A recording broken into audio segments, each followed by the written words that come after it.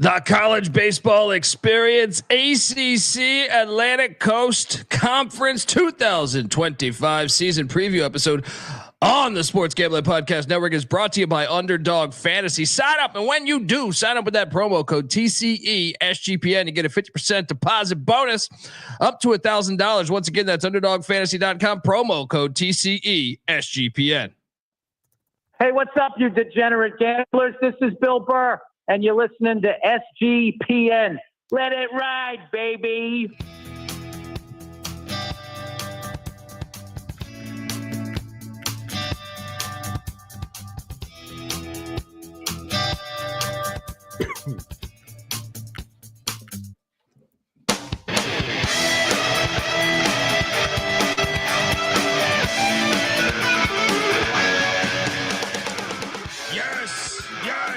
Yes. Woo! Welcome to the College Baseball Experience Atlantic Coast Conference 2025 season preview. Maybe it's the All Coast Conference. There's I don't know what's happening in the college athletics. You got California coming into the ACC, but it's an exciting time of year. Obviously, we are less than a month away from first pitch of the college baseball season. As that goes, that starts off on Valentine's Day, the ultimate heartbreaker here. What are you going to do? You're going to hang out with your gal, or you're going to catch some college baseball? Let's go. If you're wondering who the hell you're listening to, it's a good question. My name is Colby Swinging Database Dan, a.k.a. Pick Dundee. That's not a pick. This is a pick. He was raised in the land down under, where a man thinks on his feet, speaks with his fists, and lives by his wits. When Dundee happened, he was a superstar. You need a winner. A winner! He's the kind of guy that would drink a gallon of gasoline so he could piss in your campfire. You could drop this guy off at the Arctic Circle wearing a pair of bikini underwear without his toothbrush, and tomorrow afternoon he's going to show up at your poolside with $1 million smile and a fistful of pesos. Fistful of pesos loading with the season starting. I can't wait. I mean, the sport is growing right in front of our very eyes. The road to Omaha, are you kidding me? I was already looking at hotel prices. Yeah, I need more money, guys. Don't worry, the season's coming. I am joined by, he's been the heartbeat of this show over the past few years. He's everywhere on the college experience feed, whether it's college basketball, whether it's college football, or this one right here. Even a Frozen Four, college hockey he threw in there. Give it up for the great Noah Bieniek. How are you, brother? What's going on, guys? I'm happy to get this thing rolling. College baseball preseason is here. Doing power conference previews starting here with the ACC every week, Wednesday night. So that's the schedule. And happy to introduce a new co-host of the show too, Colby. About to say, yeah, I was the dead weight a year ago.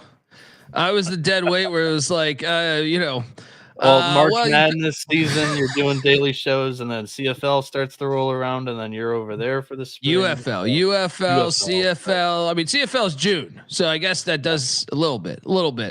But yes, we actually got some more brains on the show. Less idiocracy.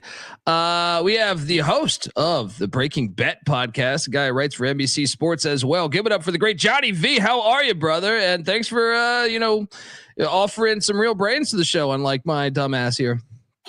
You know what? I'm so happy to be with you guys. But more importantly, I'm happy to be talking college baseball again. Listen, I think we all love football. It's nice to splurge like an absolute slob on the couch every Sunday for 12 hours and not move. But let me tell you something. Even in September, in October, all I could think about was, when is college baseball coming back? And to find out it's coming back on Valentine's Day, that's who I have a date with. I have a date with the opening day schedule on Valentine's Day. That is the only Valentine's Day you need to be celebrating. Like, you want to go out and spend $200 with your girl?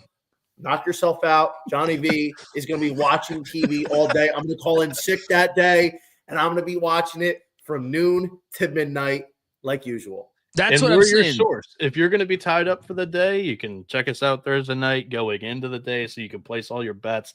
Don't worry about it on opening night. We'll take care of it. Just follow us on Twitter. We'll be live tweeting all that shit for you. Valentine's Day is the perfect holiday, especially with college baseball starting this season on Valentine's Day. Just send flowers or chocolates. All right, I'm going to send them to myself. I'm going to send them to myself and have a great day. I'm going to be like, you know what? I really wanted to dine myself. Put in some slips, cash some tickets, get a little bit of that Scott all going. I'm going to make money instead of spending money. Don't worry. Johnny's got the Jersey Shore come July. He'll run that unit. So. There we go. So look, ACC conference, I feel like we got to start with the wacky expansion that is happening pretty much in all of these conferences with, the TV money coming in. First things first, SMU, I don't believe plays baseball at all, correct? No. And that is why they're not going to be mentioned today. In that Fort Worth, How the hell do they not? Area, it's a hotbed for baseball talent. And you see Dallas Baptist, another private school in that area. Just imagine SMU with all the money they've got. They'd be right there with DBU. But I'm happy with the Pats. I like the Pats. So just add DBU to the ACC. How about that? There we go. But then you add Stanford and Cal. Stanford, obviously, we've seen him have success. Back to the days John Lynch used to play for the Stanford Cardinal in baseball as well as football. But they've been good. They were, a team that's, they haven't been amazing, but they've been good over the past couple of years. I can't say the same about Cal Berkeley, but I feel like they were a little bit better last year. Where do these two teams mean for both you guys as far as like how you put the strength in this conference? Is this a boost? Is this something that waters it down a little bit? I'm very curious both your answers. Bieniek, what would you say? I'll let Johnny start this one off because I've got varying opinions on actually both teams. Go ahead, John. Yeah, so I think obviously we've seen it in football. We've seen it in basketball. Now, baseball, it's a little bit different because anybody that watches the sport of baseball knows you have to plan for a whole weekend. Whereas, when you're traveling for basketball, you're traveling for football, you're planning for one game. And it impacts, like we always talk about, baseball in general is the highest varying sport. But when you add college with metal bats and amateurs, that creates the highest varying sport. But why I think this is even more interesting, you have a team like Stanford, who has probably been one of the better programs in the last decade. They had a rough year last year, but this is a team that turned out Braden Montgomery before he transferred, Tommy Troy, Quinn Matthews, Drew Bowser, etc. So this team isn't exactly that program. They've got some talent, but I don't know if I think Stanford's going to be able to make noise. They're used to playing worse competition, a competition in a conference that dissolved. The Pac-12 was fun, like Pac-12 after dark, where there's always chaos going on and you're trying to sweat out of bed at midnight like an absolute degenerate. Stanford's a great program, but now they're coming in to play the big boys with some teams that are going to absolutely be live to be playing in late June for the College World Series. Cal, on the other hand, they had a couple guys last year that were dogs. They had Rodney Green Jr., a guy who preseason was trending as a potential first rounder. Caleb Lomavita, who was one of the top college catchers taken off the board. That kid could rake. They lose Trey Newman, a guy who wasn't great, but he has some promise. He goes to TCU, so they're kind of starting over. But the real reason why I think it's tough for the conference is because the ACC is the Atlantic Coast Conference. But now you have two teams that play in California on the West Coast to travel for everybody involved, but especially these West Coast teams where every other weekend they're going to be having to fly across the country to go play Clemson or Virginia or UNC. So I think the travel, like we always talk about travel in the NFL. Well, the Rams have to travel to go play the Giants. They got to fly 3 hours. They got to play in a 3-hour time zone later than what they're used to.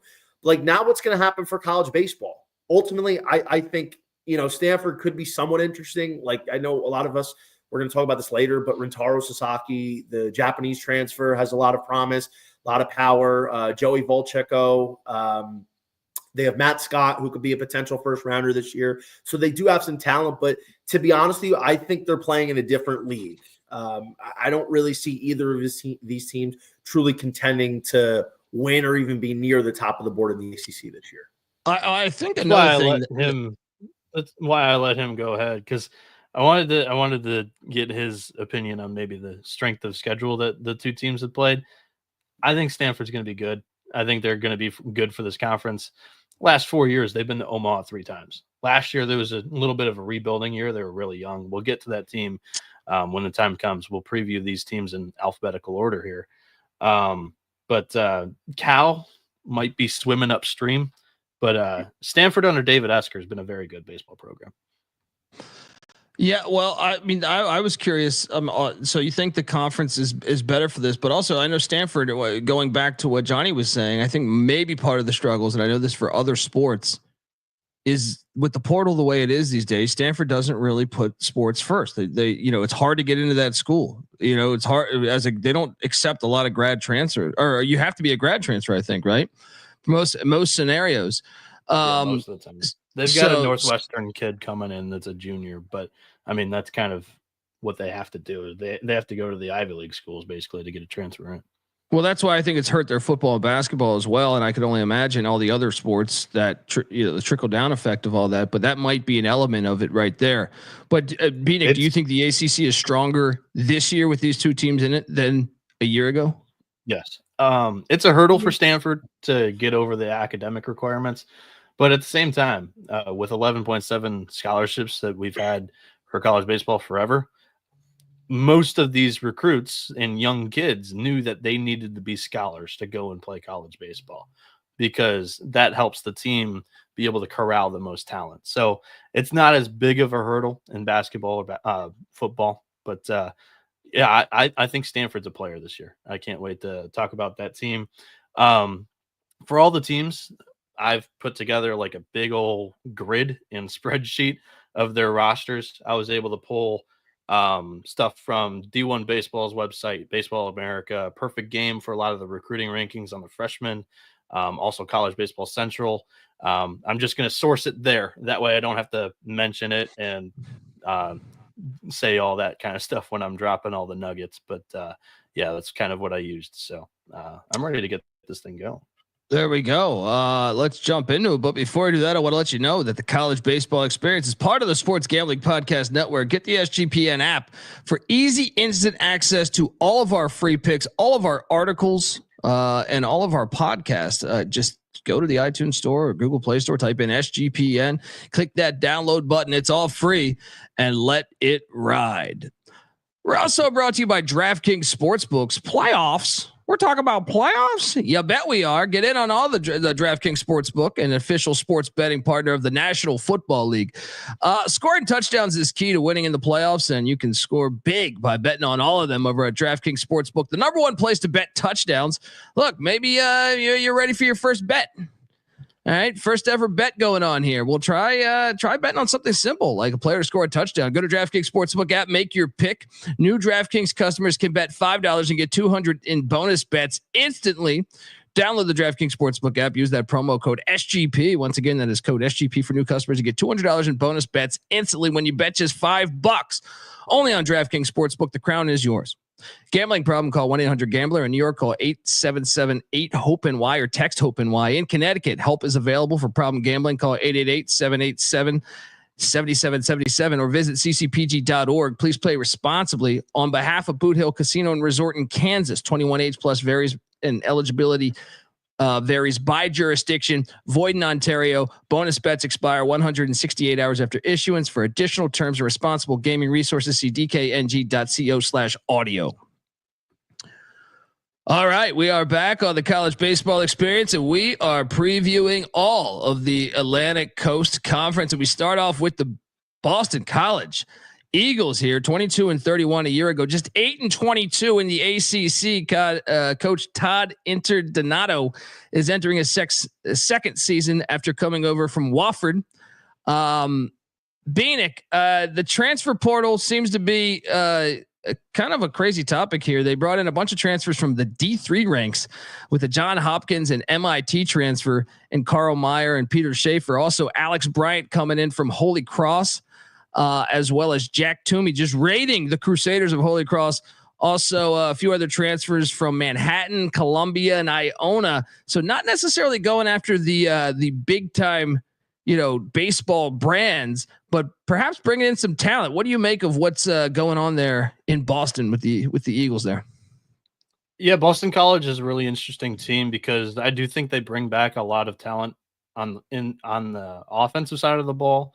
The pitching side, they kind of got hit hard with some losses. John West has been like the anchor of this rotation for the last few years. They also lost Michael Farinelli and Evan Moore. And they just really didn't have a whole lot,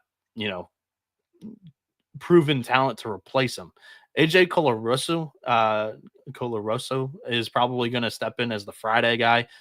He appeared in 14 games last year, but it was a 7.20 ERA. He kind of got beat up a little bit, a 3.13 batting average against. So I'm not crazy about the pitching staff here, but if we're talking about transfer portal as a whole, he did go out and get a couple of position players with speed. And Tata Internato's, offensive system, it's a lot of speed, havoc on the base paths, stolen bases.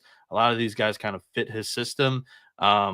This is his second season at BC. Before he came to BC, he had won 3 SoCon titles in a row. So I think this guy's a good coach. It's going to take him a little bit of time, but this is a pretty experienced team. A lot of older guys. That's not necessarily the best in baseball, as some of the best juniors get drafted. So if you're technically a senior, that's not like the greatest thing for your prospectus status, but overall experience, it's not a bad thing to have. Johnny, what do you think about the lineup here?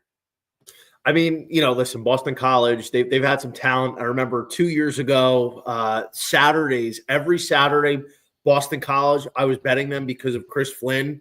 For the first half of that season, he was one of the best pitchers on Saturdays. He was an absolute cash cow because you're always getting him at a underdog price. But I mean, listen, Boston College, let's be frank, they're going to be one of the worst teams in the ACC. They bring in a couple guys that have some speed. Josiah Ragsdale, they got Patrick Roche coming back off injury.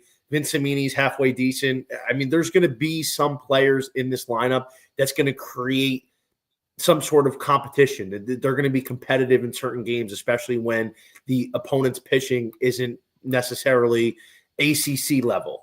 So that's not something I'm really worried about. This team might be able to score some runs. I don't think they're going to be a complete disaster on offense, but like Noah said, the pitching is atrocious. AJ Colarusso slotting in as the Friday guy, who, I mean, he didn't pitch as bad as his numbers suggest. I mean, he had a 4.22 Sierra. Sierra is a pretty good stat in kind of weighing if a pitcher's been lucky or unlucky. But I mean, if that's your Friday guy in the ACC, that's kind of tough sledding. Whereas I think, Noah, you would remember this like I would.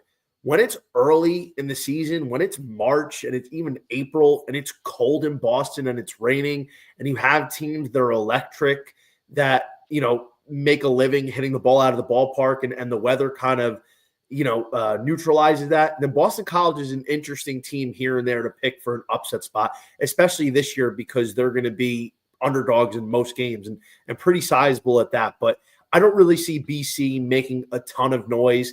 Here and there, maybe if they catch some traction, you can find a spot to take a little sprinkle on a money line for them. I'm curious. Yeah, I agree with you. Their issue is going to be trying to keep a lead because I don't think this rotation is very good. But they do return Tyler Mudd and Eric Schroeder in that bullpen there, so those aren't bad pieces. They're just not starting pitchers. So, what were you going to say, Colby? I'm just curious in general, and this is a vague question, but like with football and basketball, the transfer portal or has changed the game so much. Before, I would say, man, it would take a coach 3 to 4 years, sometimes even the 5th year, to really have his team. Nowadays, in basketball, I guess your roster is so much shorter, so it's easier to just jumpstart that thing. How much do you put into like year 2?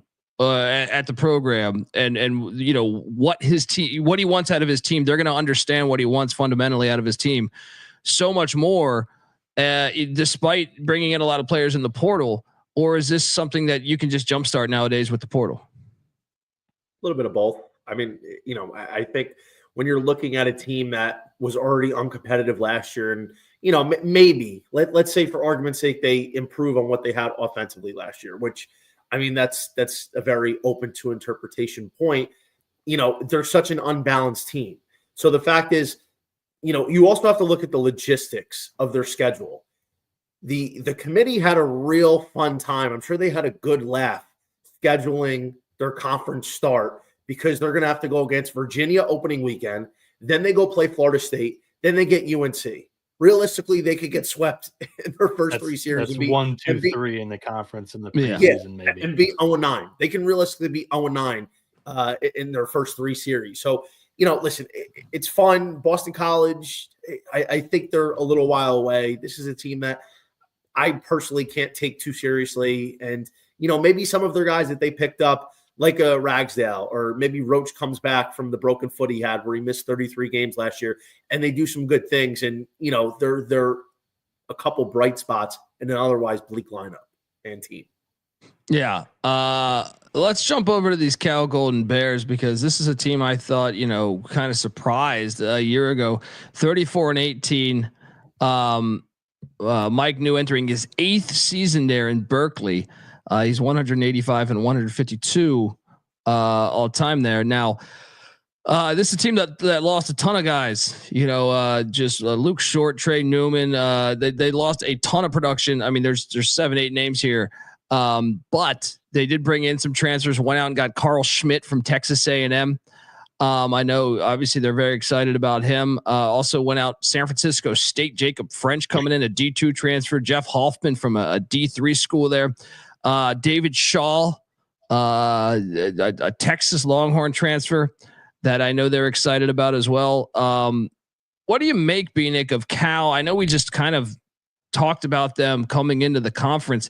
I think some of that is some of that. I also feel like you've been in the same conference so long, the coaching tendencies, just familiarity with these teams and how they play. And you've been playing against a lot of these guys your whole life, probably. Now you're going up against a complete, schedule on the East Coast. What do you make of Cal this season? Are they due for regression just naturally based off the travel, or is this roster going to be able to make the most of it? Yeah, Cal's another team kind of like BC. We're starting off with a real bang here in the ACC. Pitching staff wise, I think it's really only one arm, and then we'll see. And that arm's Austin Turkington. He appeared in 23 games last season. He had a ERA of 3.41. The peripherals are good, but Cal kind of babied him a little bit, and they did this the entire year with their rotation. They kind of would start openers, and then they'd let these guys go one time through the order, and then they'd bullpen the game. I think they lost a whole lot from that pitching staff that was doing the bullpenning, and there was not much player development on the pitching side of things here. It looks a little bleak to me on paper on that side of things. And Mike knew it, like Johnny mentioned at the top of the show, a little bit of a weaker Pac-12. Not like the strongest resume, only 185 and 152 career record there as Cal's head coach. And they lose some really important pieces on the offensive side of the ball. Caleb Lomavita, RJ Green, like Johnny mentioned, Peyton Schultz as well transferred out. It looks like a little bit of a rebuilding year for Cal, in my opinion.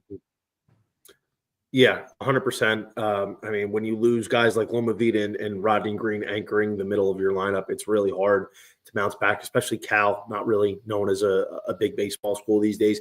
I mean, some of the guys they brought in, and as well as who they have returning, it seems like they're going to probably try to be one of the bigger base stealing teams. That's how they're going to try and manufacture their runs. I mean, they have 7 guys returning from last year in double figures in steals. Not a ton of power. The average, not many guys are probably going to be hitting in the 300s this year. So when you factor that in with like Boston College, a lack of pitching outside of Austin Turkington, I don't really think there's one guy that they can truly rely on. And, especially when you're trying to handicap who you think can win, it's important to look at schedule.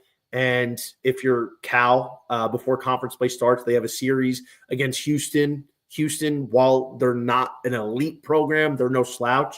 They can show up for a weekend, but they open with Duke. Then they got Virginia. Then they got Stanford. Then they got Louisville. Then they have Clemson, Georgia Tech, NC State, Notre Dame, Florida State, and finish with Boston College. That's a pretty tough schedule. So thinking Cal, like Boston College, is going to be competitive is probably not going to happen this year.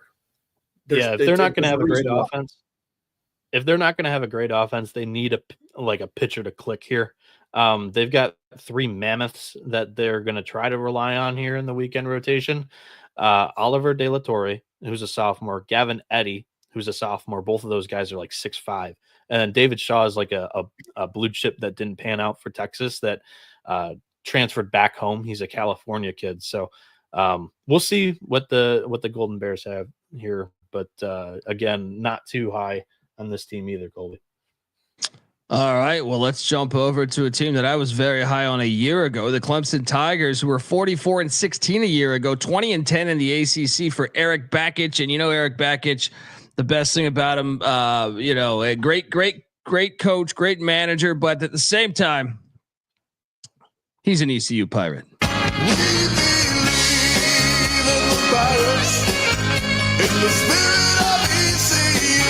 Sorry. Yes.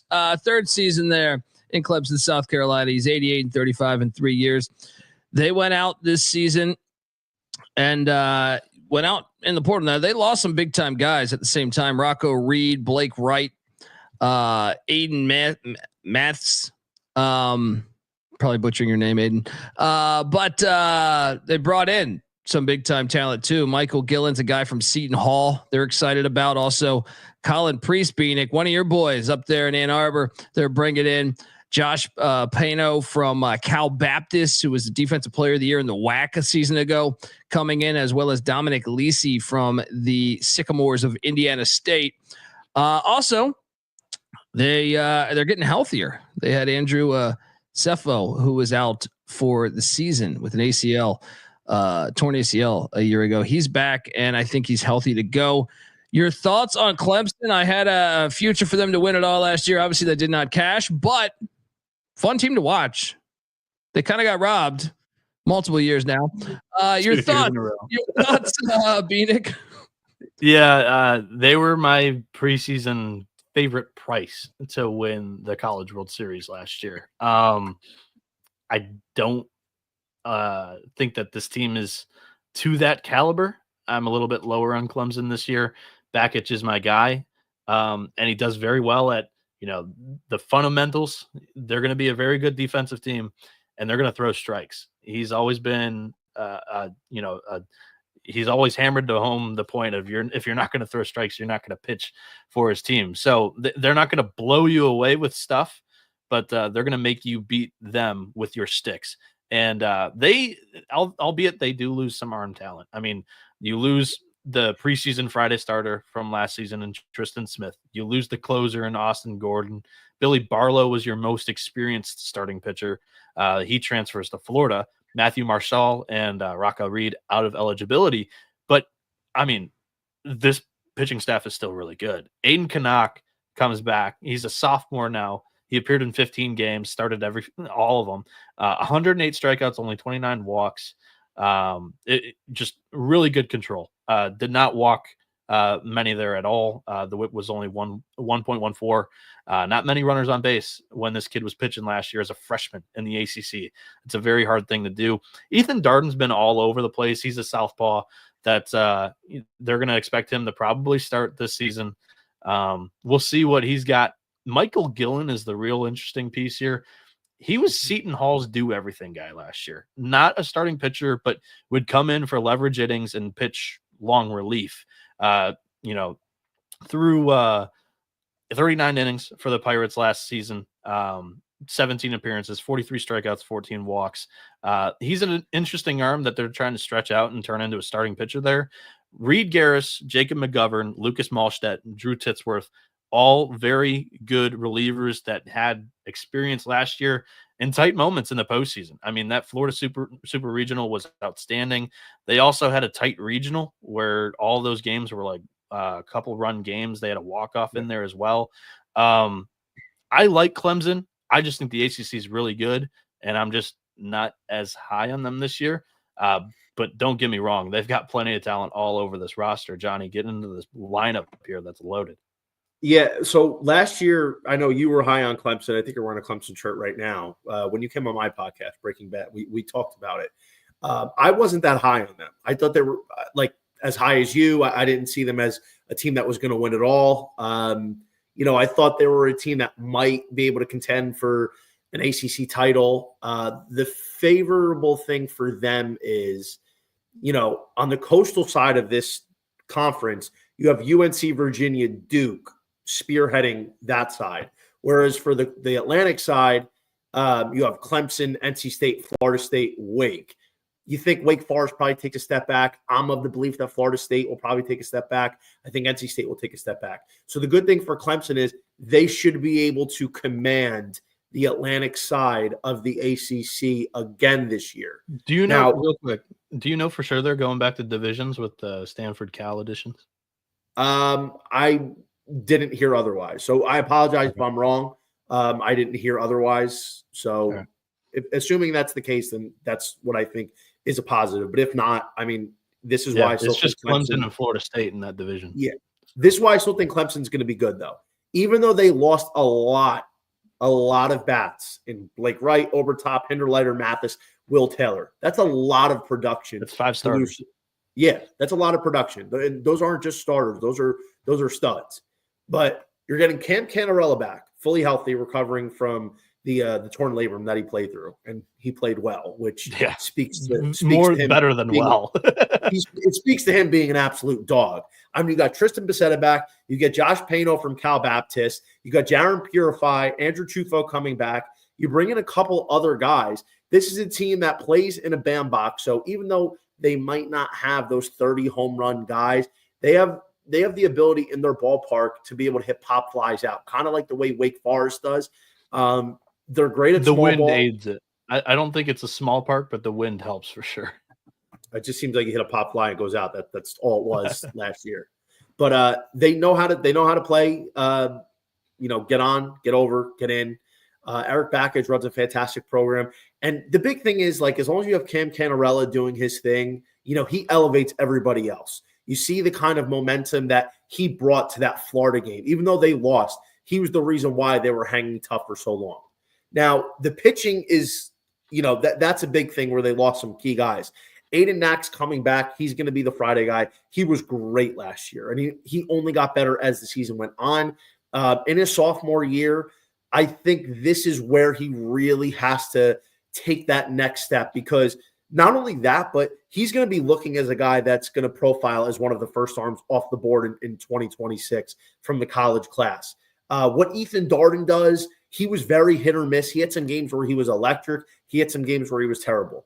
Michael Gillen coming in from Seton Hall, that's a big if. If he is solid as a Sunday guy, then it kind of gives some balance to Clemson's rotation.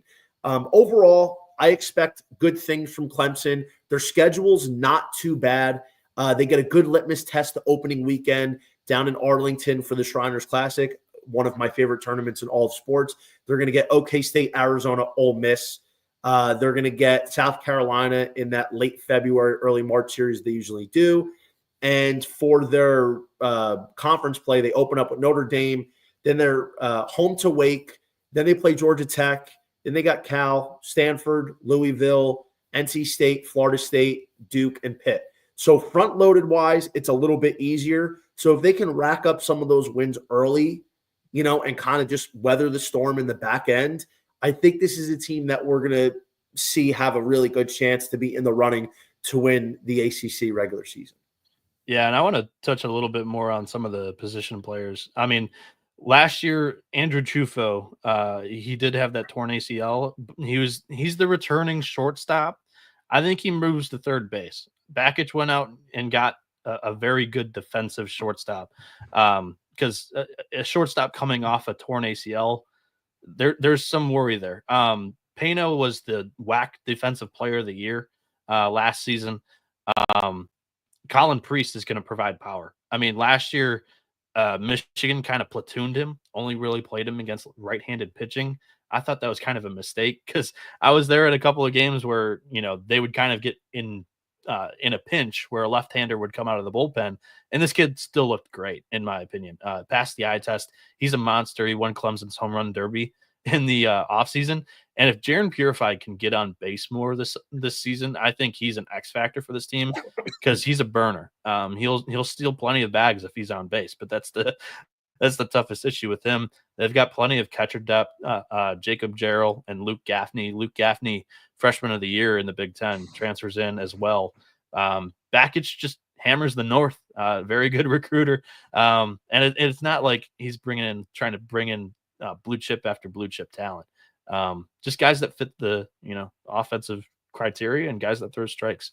I like the Clemson program. Just I don't think they're necessarily one of the top dogs to win the ACC this season. Plus 800 to win the ACC. All right. I mean, it's worth a little sprinkle, right? I mean, just for the hell of it here, plus 800. I think Mike Tyson said it best. Got the heart of lions, tigers, and bears. Right. Well, there's no lions and bears in the ACC. Last time I checked, I don't know. They had these new. Oh, I guess Cal's a Golden Bears. Yeah. But still, you get my point. Folks, let's jump over to the next team. That is the Duke Blue Devils. 40-20 a year ago, 16-14 in the ACC. Those Duke Carolina games stood out to me from a year ago. But Chris Pollard at 12th season, he's 379 and 274 all time. And look, Duke, just like every other team, I feel like a lot of big time losses. Zach Morris, he's gone. He's hanging out with AC Slater now. Logan Bravo, Alex Stone, Devin Obie, Jonathan Santucci, who I remember. That's Johnny's boy. Oh my God. Yeah. And look, Duke's another one that I feel like is kind of in the same bin as Stanford as far as transfers, as far as just the overall college athletics. You can't just go out and get anybody here. They're bringing in a Harvard transfer and Jake Berger. Jake Hyde also coming in from the Georgetown Hoyas. Ben Rounds as well coming in from Harvard as well as a Princeton transfer and Nick D. Oh man, good luck. DePietri Antonio. There we go. Yeah. And a Yale transfer and Reed Easterly. They're just hilarious that they that's all that they can get these days. Just because of their academics, but at the same time, it's a good program year after year. Bieniek, are they contenders again to in this conference? Yes, if they can hit this year. They did lose some production on the offensive side of the ball and from this pitching staff, but they just kind of reload on the pitching side of things with the Blue Devils. Charlie Bielenson, I mean, the kind of do-it-all leverage guy that'll throw multiple innings. He's out the door as well. Fran O'Shell, one of the top prospects that didn't really pan out last year, but he's out the door alongside Tim Noon and Jimmy Romano. But nameless and faceless, that's kind of the Duke bullpen, the way they've been the last few years. Reading a couple of things from fall reports and stuff, it sounds like Duke's not really going to go with the bullpenning route this year. They've got some starting pitchers this year. Andrew Healy returns for a third season. He's kind of been the staple of the bullpen games where he'd either be the opener or he'd go one time through the order and then hand the ball off. He's going to be the Friday guy because Kyle Johnson, I think the best pitcher for Duke, he's a two-way player. So he's probably going to play that Jack Caglione role and pitch on Sundays. And I mean, shit, you've got three left-handers in this weekend rotation of Andrew Healy, James Talon, and Kyle Johnson. Duke's going to be a tough matchup for a team with, a stock full of lefties in their lineup. Healy last year had more of a swing and miss to his game. Teams weren't really putting the bat on the ball as much. So he's progressing. James Talon coming off of a hip injury that ended his season last year, but he did throw 32 innings to a 5.29 ERA. He's kind of the worst of the three. He would be your typical Sunday starter, but going on day 2, not necessarily the worst thing for matchups. And Kyle Johnson, he was a freshman last year, 53 strikeouts, 19 walks. He had a 4.38 ERA in 49 innings. As a freshman, I'll take that any day. 237 batting average against. I think this guy's going to deal this year. Johnny, do you have any confidence in the offense? So, originally after last year, kind of seeing who was leaving, who was transferring, I wasn't that high on Duke. I was very high on Duke early last year, preseason. I thought Duke was going to be a real force. I thought they were going to be a threat to win it all. They had an unceremonial finish out in the Oklahoma regional, in the Norman region. But the thing is, after seeing and hearing through certain avenues who they were bringing in, a lot of Ivy League and a lot of different transfers, I was like, okay, maybe they can be decent. My thing is this: they lost so much talent that the guys that they brought in, the Bergers, the Hydes, the Rounds, the D. Pietrantonios, those guys have to really step up big time. And Ben Miller coming back for his 15th year is huge. Ben Miller is the anchor of that lineup. To be honest, I feel like Duke is going to be solid. They're going to probably be top 5 in the ACC. AJ Gracia is a monster. It looks like he might be playing first base after playing outfield. I think that might still be up in the air. Kyle Johnson, those two guys are going to be top of the draft next summer for Duke. So if those two guys can carry the lineup and the other guys can fill in and be productive, then I think this Duke offense can be pretty good. Pitching is Duke always brings out good pitching. But what concerns me is the fact that they don't have the guy this year. Kyle Johnson is expected to be the guy, but Jonathan Santucci, even though he was a little bit all over the place, that was the guy who're like, okay, we're throwing him on Friday night. He can win the game for us. You have an absolute superstar closer, Charlie Bielenson. He's gone. They lose too many pieces on the mound for me to really sit there and say with confidence Duke is going to be a team that's going to win the ACC. But I think they're going to be among the top half. I feel like Duke is a team that's probably going to be a 3 seed come NCAA tournament time, but I'm not betting on Duke to win the ACC this year. Yeah, I trust this coaching staff to finish in the top half of the conference. They do a lot with less in this league.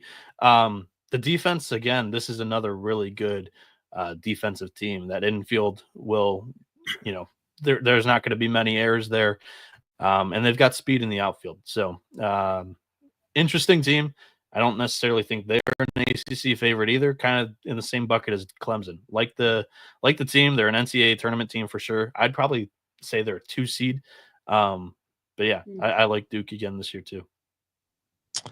All right. Next up, before we get to the next team, I want to tell you that the college baseball experience is brought to you by Underdog Fantasy. Underdog Pick'em has one of the biggest menus for all of sports, and Underdog is always making it easier to win with profit boost and gimme pick'ems.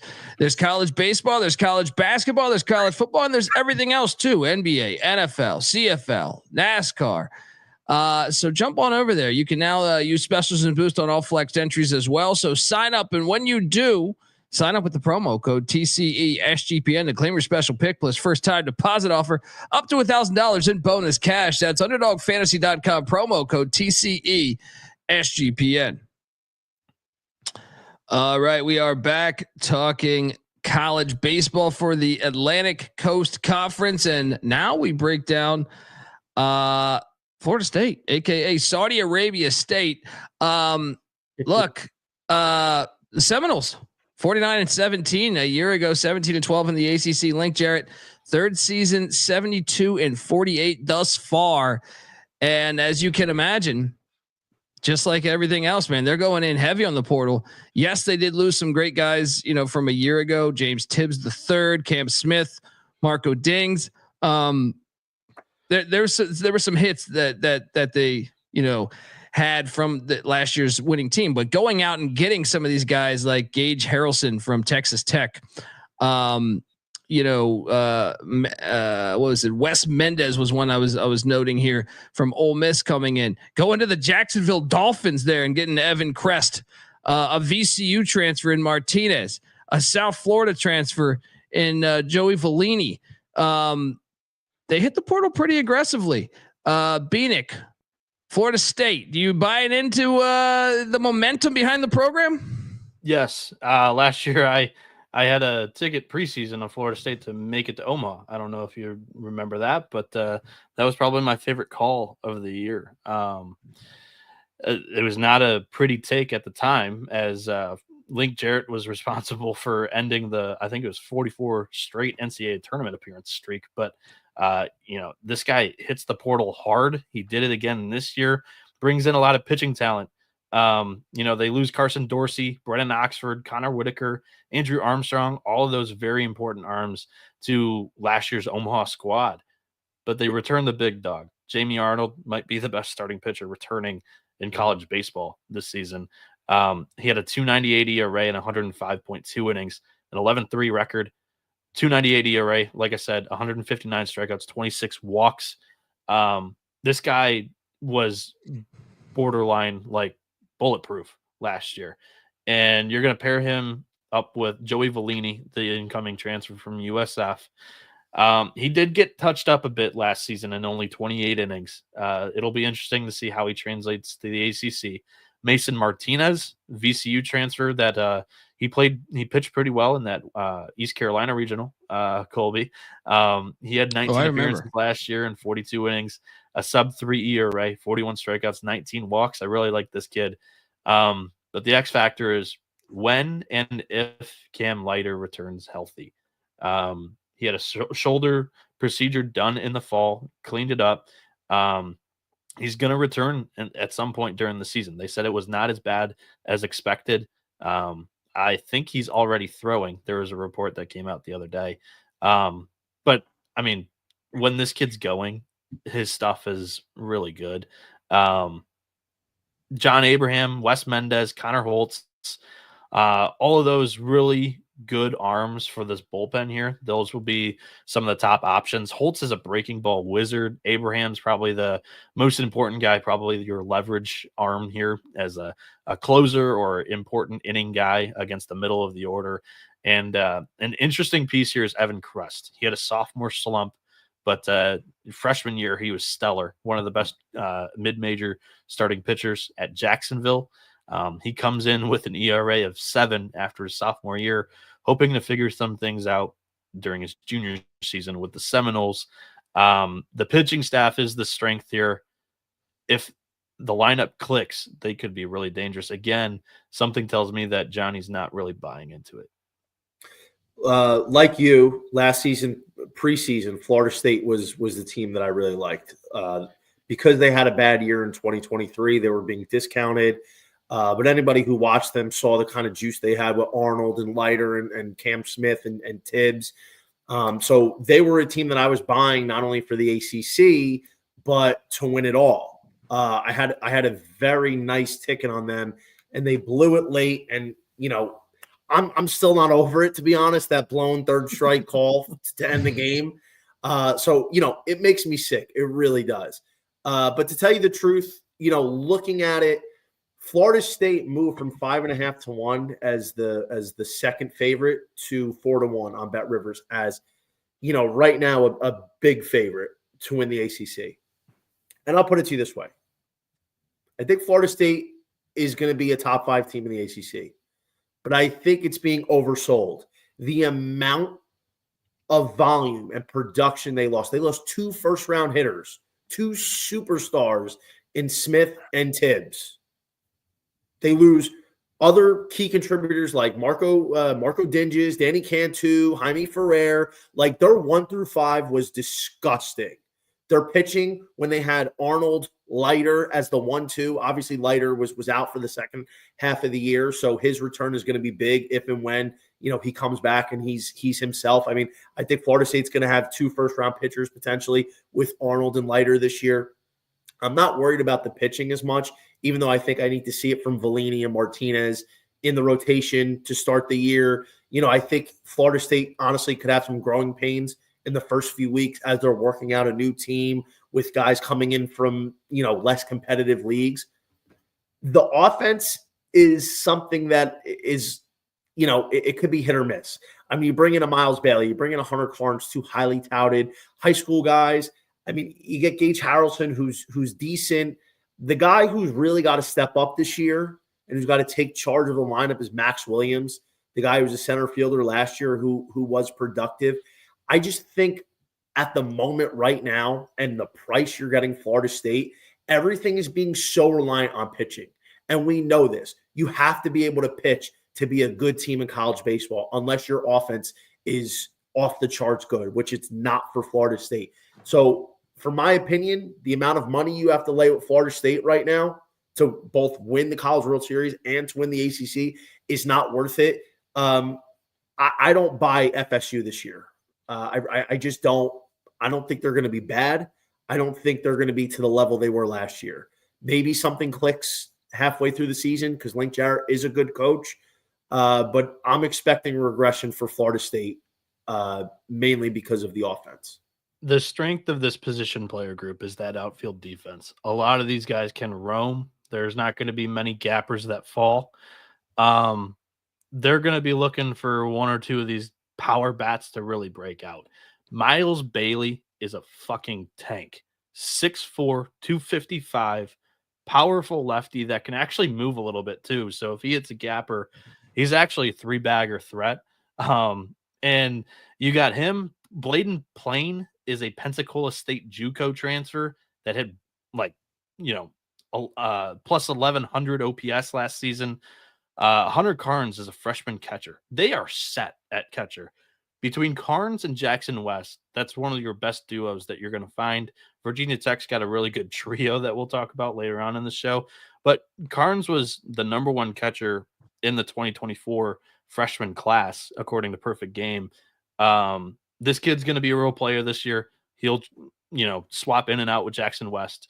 Catchers don't play every game unless you're truly elite like a Loma Vita. But Hankerson's another unit, switch hitter with power.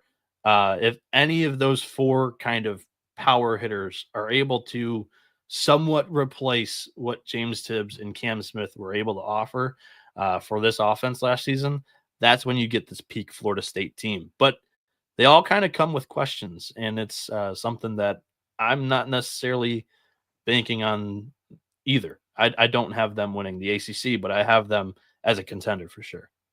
So before we move on here, I think it's worth noting. So they open up with James Madison. If you remember last year, James Madison played Arkansas. For anybody that doesn't remember, JMU opened up with Arkansas. Hagen Smith got the shit kicked out of him in that first inning. He gave up 5 runs. So I don't know if I would expect that from Jamie Arnold. And listen, all they were last kind of year, dink and dunks though. Against Hagen. Well, they had a couple. They had that one big 3-run homer, but like all of last year, I was calling Jamie Arnold the next Chris Hill. I really think he does. I think he's probably the first pitcher off the board this year, barring Chase Shores, kind of Paul Skeens type of year. I mean, we'll get into the SEC, in the coming weeks here.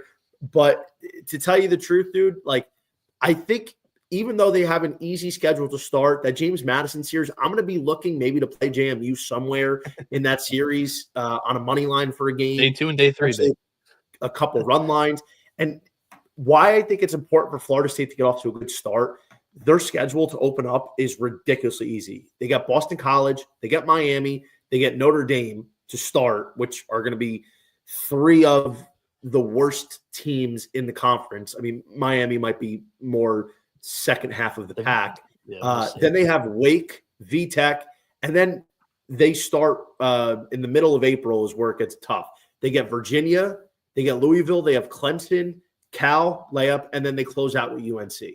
So if Florida State wants to do that damage, they have to run through their first month of their schedule probably at like 10-2.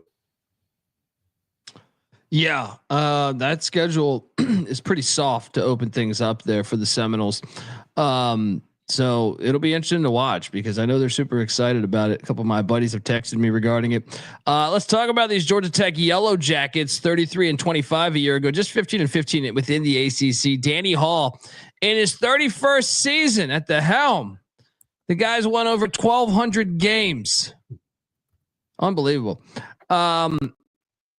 They went heavy into the portal as well. I mean, I feel like these days, with the exception of your Stanfords and Dukes and stuff, I don't think there's not a team under the sun that just doesn't attack the portal.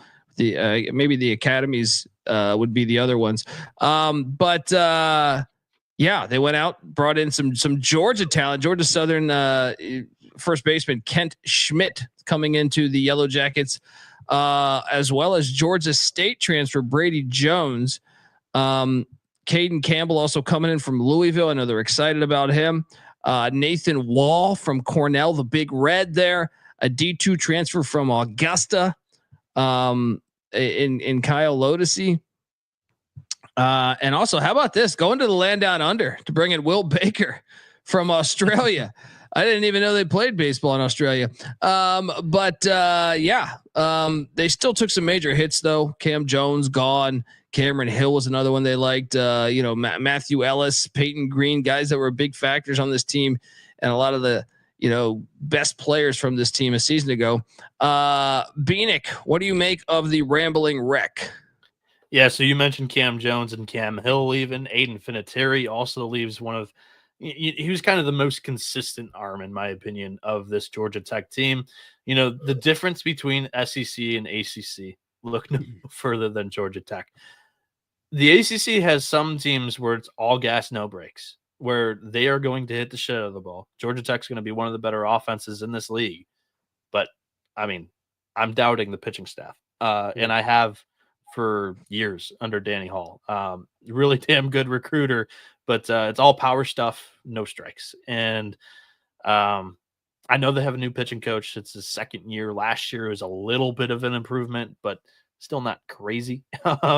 And I think they're really relying on Tate McKee this season. He went and had a good summer playing summer ball. But, I mean, last year it was a 7.20 ERA in 47 innings. And, he threw strikes, got hit. I mean, it was a 6.18 FIP, not pretty. Outside of him, starting rotation's a little iffy to me. Carson Ballard, Porter Bursama, and Mason Patel are the guys kind of in the running here for the starting mix. Mason Patel's a fifth-year guy out of Georgia State. He's an interesting piece. Carson Ballard threw against Kennesaw State. He's kind of low 90s, isn't your typical Georgia Tech arm. 2,700 RP or revolution per minute off-speed pitch there. It's an interesting piece. Porter Bursama's got some stuff too. Not high on the pitching, but the lineup gets me intrigued that they'll finish in the middle of the pack. I think teams through 9 through 15 in the ACC are all kind of interchangeable, in my opinion. I have trouble placing Georgia Tech just because I don't know what this pitching staff's going to give me this year. Caden Campbell is an interesting piece on the back end of the bullpen. Transfers in from Louisville. He's a lefty. He was kind of their stopper, but he had a 7.65 ERA. So not high on the pitching pieces, but I love this lineup. Johnny? Yeah, I mean, listen, Georgia Tech, in my opinion, is probably the highest variance team in the ACC this year. And it all starts with Drew Burress. I mean, Drew Burress bursted onto the scene last year, 25 homers, a 380 average. This is a guy that, honestly, as a freshman, had the season Charlie Condon did as a sophomore before he won Golden Spikes. I know we're going to touch more on Golden Spikes as we get closer as well. But Drew Burress, I mean, if he continues the progression, we're going to see him over 30 home runs, might see him over a 400 average.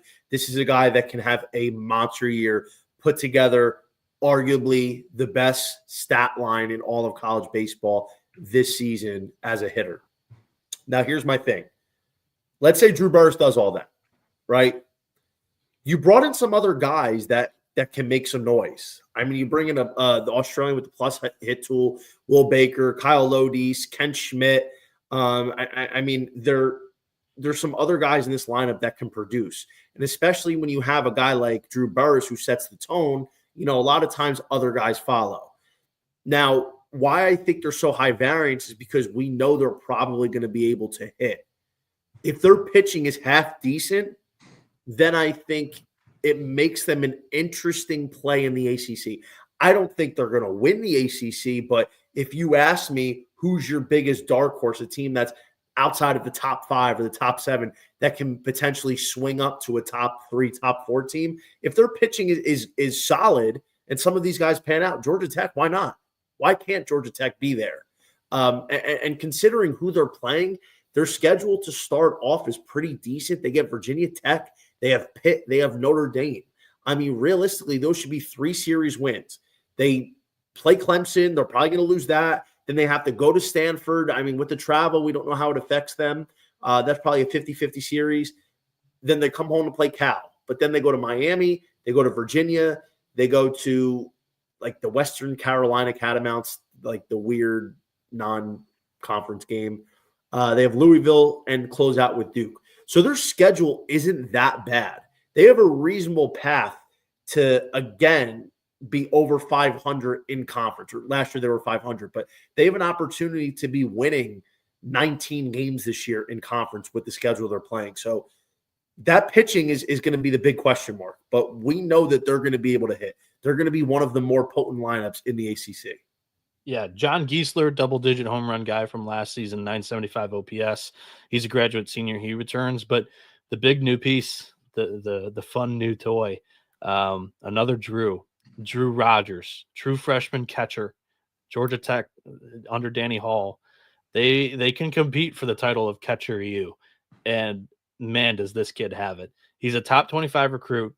He's a real physical build, 220 pounds at only 6'1". This kid, just like Burris, has pull side light tower power and like a little sturdy, build. You wouldn't expect it, but some of these things are nuclear rockets that are being sent off his bat. He's a really good. He's impressed defensively throughout the fall and into the winter here. He's a piece that's going to make this offense go, and he's going to provide some support behind Burris. I'm pretty confident in saying that there's not going to be many free passes that go unwarranted without Rogers having something to say about it to Burris there. So I think when you also have a guy like Burris who's going to be in the running for the number 1 pick in 2026, this is a guy that, like, Georgia Tech recognizes we're going to be able to hit, but we have to continue to kind of round out that lineup. And, I completely agree. I think the Drew Rogers pickup could potentially be huge. You can have a dynamic Drew duo, raking in the runs. But, I'm for betting sake, like, Georgia Tech's going to be a team that I'm going to be looking at throughout the week because they're a midweek bet. They're gonna put up 10 runs on the midweek. Well, yeah, not just midweek, but I think some of these layup series, like Georgia Tech, is not going to be super respected in the market off the bat. So when you have to take a grain of salt with the kind of pitching that they have because you don't know, but they're going to be a team, especially when the totals to start the season are like 10.5. You're going to be able to hit some overs.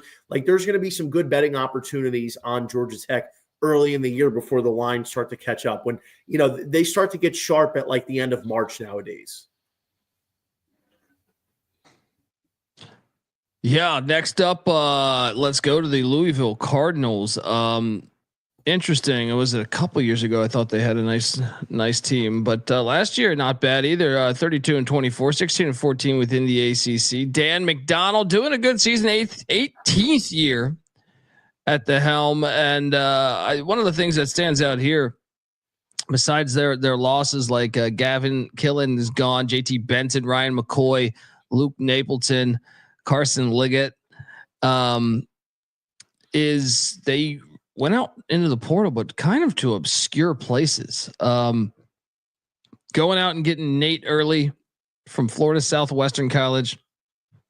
Kamal Neighbors from Cal State Northridge there. Shout out to the Matadors. Jake Monroe from John A. Logan. Can't say that I've heard of that. But bringing in a big time recruit in Tage Davis there. Garrett Pike coming in from Toledo. Ethan Edinger coming in from St. Charles. Brennan Cutts from Indiana State. So just going out and kind of go into obscure places. Northwestern transfer and Peter Michael that I know that they're excited about. A Madison College transfer, and that's not James Madison. That's Madison College. Eli Hoyt. Kind of fascinating here. They do bring back George Baker at the catcher spot, who was a very good defensive catcher for them. Bieniek. Is the Shack gonna be rocking there with Papa John and all of his cronies? You know what? They might be. They've missed the tournament 2 years in a row. All of that surrounding Dan McDonnell. Will he leave conversations for maybe an SEC job? That's still on the table here entering this season, but he hit the portal much harder than I think he has in recent years with more quality impact pieces. I mean, this outfield is legit. I'll save that for Johnny. I've got the pitching for the episode. Patrick Forbes broke out this summer. Incredible year on the Cape. He was missing a ton of bats. The 15 strikeout, 15 walk campaign from last season in 29 innings is not the entire story here. Forbes is going to be one of the long shot contenders for ACC Pitcher of the Year outside of Jamie Arnold. He pitched for the collegiate national team during the summer. Forbes, he's up into the high 90s with the fastball, 2,700 RPM there, and then he's got two really good off-speed pitches and a slider and a changeup. Forbes, the only thing that we haven't seen from him is how long he can stretch into the games. If he can give Louisville 6 consistently every single weekend on Friday night, the Cardinals are in business because Brennan Cutts comes in, and he was the 2024 Missouri Valley Pitcher of the Year for the Sycamores last year. He's a senior now. He was 7-1 last year with a 3.69 ERA, 75 strikeouts, 40 walks. Even when they played tough competition, whether it be in the NCAA tournament or in some non-conference tournaments, he didn't really get hit too hard. 220 batting average against him. And then if Reed Detmer's younger brother Parker can click this year, last year wasn't the prettiest. He had a 7.23 ERA, kind of got shunned to the bench during the back half of the year. But they're going to expect either Parker Detmers or Colton Hartman, one of these two sophomores, to step up and fill a weekend rotation spot. If that's the case, they can transition right into a bullpen that I think is going to be much improved. Tucker Biven returns from last season. He had 5 saves and was kind of the stopper to finish the year once kind of McDonnell figured out some of these roles. He had 24 appearances, 3.72 ERA. I think he's going to deal once again this year. Eli Hoyt is a really interesting piece. Ty Stark is a nice lefty who had a 3.72 ERA in 19 innings last season. And Peter Michael gives you some major conference experience from Northwestern coming in off of injury. So the Cardinals pitching staff is much better, in my opinion. And I think they got the offense to bang with some of the big boys in this conference. Like I said, I think they're in that 9 to 15 range in this conference. Johnny, how do you feel? Yeah, I mean, if you looked at Louisville last year, they had a good offense. They batted 311 as a team. They had 88 home runs, which is not bad, especially for a team that's not really a contender. They stole 105 bags out of 130 attempts. So, they had hit, power, speed. And, I think Louisville replenished that. You lose Gavin Killen. That's a huge pickup for Tennessee. You lose Isaac Humphrey. You lose a couple other guys. But, I mean, listen, you still have the meat and potatoes of that lineup returning. Eddie King Jr., that kid's a dog.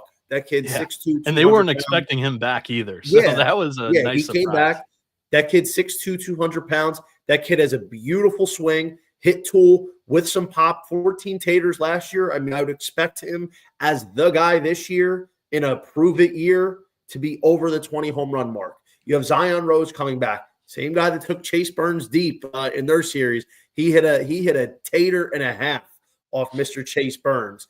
So King and Rose are going to be commanding that lineup, but they brought in some of the JUCO and D2 transfers. You bring in Jake Monroe, batted almost 340 last year. You got Camo Neighbors. You got Nate Early. There's a lot of talent in this Louisville lineup. And, we talked about this with Georgia Tech. Louisville is in that same boat as Georgia Tech. We know their offense is probably going to be pretty good. They're going to be able to bang with some teams. But what does their pitching look like? I think on paper at this juncture, it's very fair to say Louisville has an edge over Georgia Tech with the pitching, at least from a preseason outlook. So, in that regard, I think Louisville is also one of those teams that can be a surprise this year. Not to the point where they would win the ACC. I mean, their schedules is fairly difficult. They have some spurts where they're playing tough teams and they have an easy week or two.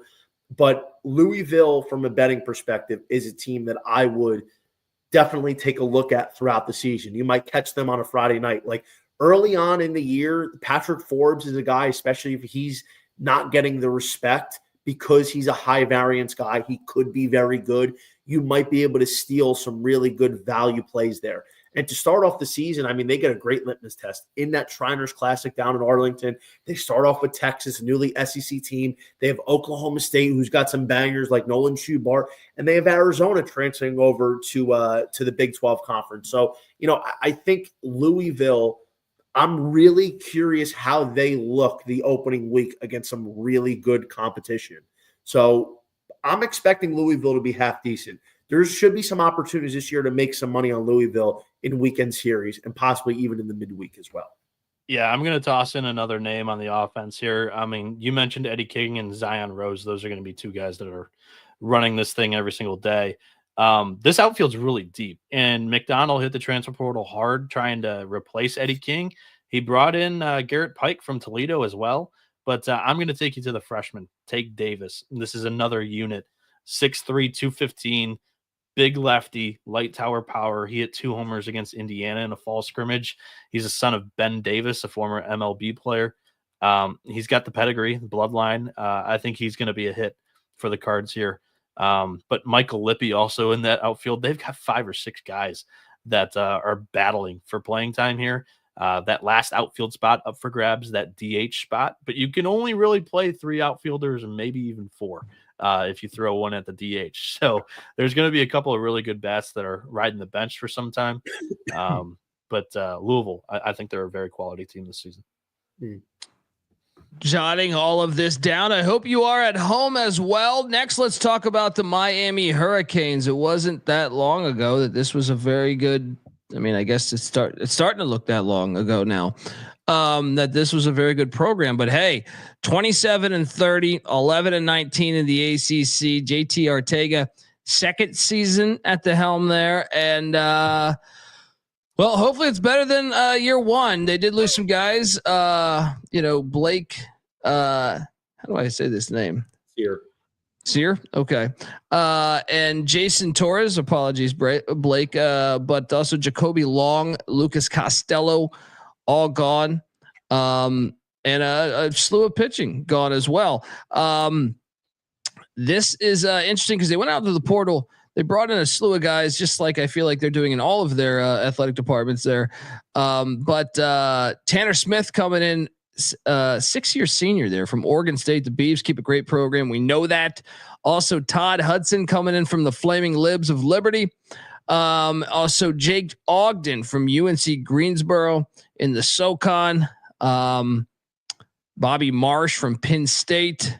They had some injury problems as well, but also going out in the portal, just bringing in some big time names. There's more than that on this roster. Griffin Hughes is a guy that from the Cincinnati Bearcats. It could be an interesting one there. Bieniek, Miami. I mean, what's going on here? The program. This was a very good program not that long ago. What happened?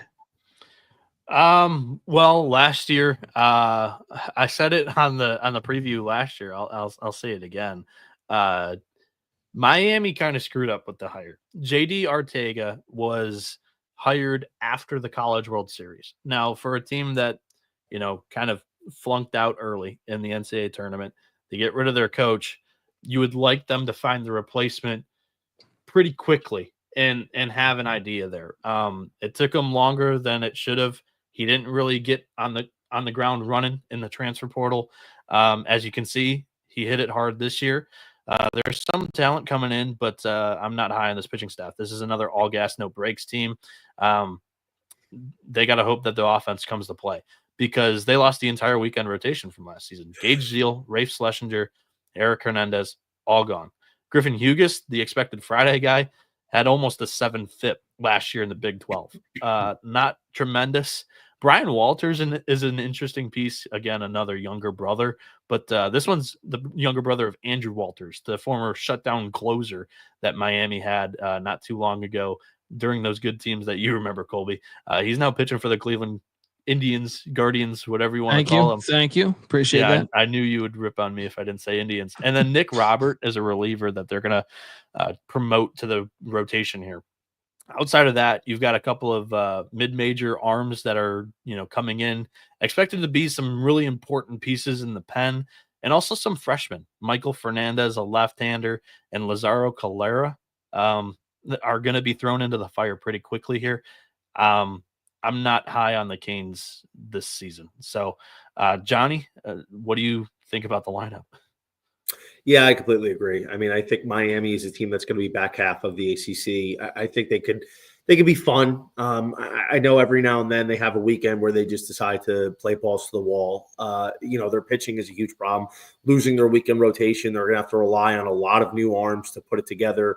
I mean, that's tough to do. You don't have one stud returning, like no Gage Zeal. He's gone. He went to the Yankees. You don't have Schlesinger. You don't have Hernandez. So they're going to have to do it with the bats. Bats led by Danny Cuvée. Monster season last year, 351 average, 24 tanks. This is a guy like a Drew Burris, like a Gavin Grahovac. He's going to hear his name called very early in 2026. I have him mocked inside the top 5 at the moment. You bring in some guys, Tanner Smith, Oregon State runs a great program. You got to be able to hit to play for Oregon State. Todd Hudson, you bring in mid-major Liberty transfer to round out that lineup. Jake Ogden, Max Galvin from Oklahoma State. You bring in a couple kids from high school in Adrian Arizaga and Fabio Peralta. I mean, there's a lot of what ifs in this lineup. They have the opportunity to be able to score some runs, but considering there's just a lot of new pieces and, some of these programs, some of these better programs that bring in a lot of new guys year after year, like a Duke, for instance, where they hunt down in the Ivy League and they put it together and they make it look seamless. It's not seamless. JD Arteaga, I just don't know if he's the guy in Miami. There's a lot of moving parts, and it is difficult to put together. I think Daniel Cuvée is going to be a standout as usual. They're going to have some production in their lineup. Maybe the Canes improve a little bit. They were 11-19 in the ACC last year. Maybe they're able to get to 15 wins and be a 500 team. But other than that, I don't really see Miami with their difficult schedule really being able to contend or even make the tournament. All right, well, let's jump on over to the NC State Pussy Pack. Yes, NC State Wolf Pack. Elliott Avent back for a 28th season. He's got over 1,000 wins, but none of them ever against ECU. No, I'm joking. Last season, none of them. Did you go and check that? I thought we swept them last year. Am I crazy? You might have. I can't remember off the top of my head, but keep going. Or maybe it was 2-1. Anyway, looking forward to another battle here for the Pussy Pack. But they are a team that lost a ton of production as well. Brandon Butterworth, great name, gone. Garrett Pennington gone. Jacob Cozart gone. Sam Highfield gone. Logan Whitaker gone. There's a slew of guys they've lost from that team a season ago. And they went out in the portal, brought in some guys, kind of some obscure places as well. Braden Frosman from Lincoln Trail. I've heard of the Oregon Trail, not the Lincoln Trail here. Jet Gilliam coming in from Southern Nevada, and then Trenton Lyons from Ole Miss. Okay, obviously we know that's Ole Miss has been good over the years. Chris McHugh coming in from VCU, that VCU team that we did see a season ago, and Matt Austinfort from the Commodores of Vanderbilt. They also get back Matt Wildison from Tommy John surgery. I know they're excited about that. And also, Ryan Jaros, who was a Georgia Tech transfer, former top 150 recruit, who was injured as well. So getting healthier, the key. The problem, this team is, Bieniek. I come in just. What's the problem with an Omaha team, Colby? Well, they're pretenders. They waste the money of their fan base. Got to go all the way over there, get those hotels. I looked at those hotel prices today, and you get all the way over there, and then you just collapse like you do each and every year. You gave Kentucky their first ever College World Series win. I know, and I cashed on that, and you gave me shit on that, by the way. Anyway, tell me why I'm wrong about the Pussy Pack being, pretenders yet again. Well, I think they take a step back in your defense of going in hard on them. But I'm happy. I get to start off with a team that, their strength is big-time pitching, and they're rebuilding the offense here. Not many of the teams that we've talked about today are kind of like that. I mean, maybe Duke and Florida State, but NC State's the epitome of it. Like you mentioned, Willardson, they're very excited about getting him back. A sixth-year senior that has plenty of innings under his wing. In 2023, the last time we saw him, 16 appearances, 81 innings, 378 ERA, 86 strikeouts, 31 walks. Dom Fritton is an interesting piece. Freshman year, he was better than expected. Sophomore year, took a step back with a 7.64 ERA. If he finds the strike zone, he's a good southpaw. 72 strikeouts, but the 47 walks were a little bit of an issue. And I mean, pitcher record isn't the greatest thing to handicap off of because it does rely on the offense. But last year, this offense was pretty damn good, and he was 3-7. So got hit around a little bit too, which isn't the greatest. I mean, that's the sophomore slump. More scouting against you, 250 batting average against him. Not tremendous there. The third rotation slot is up for grabs. It's either going to be between Ryan Marone or Cooper Consiglio. This freshman class from last year on the pitching side of things was tremendous.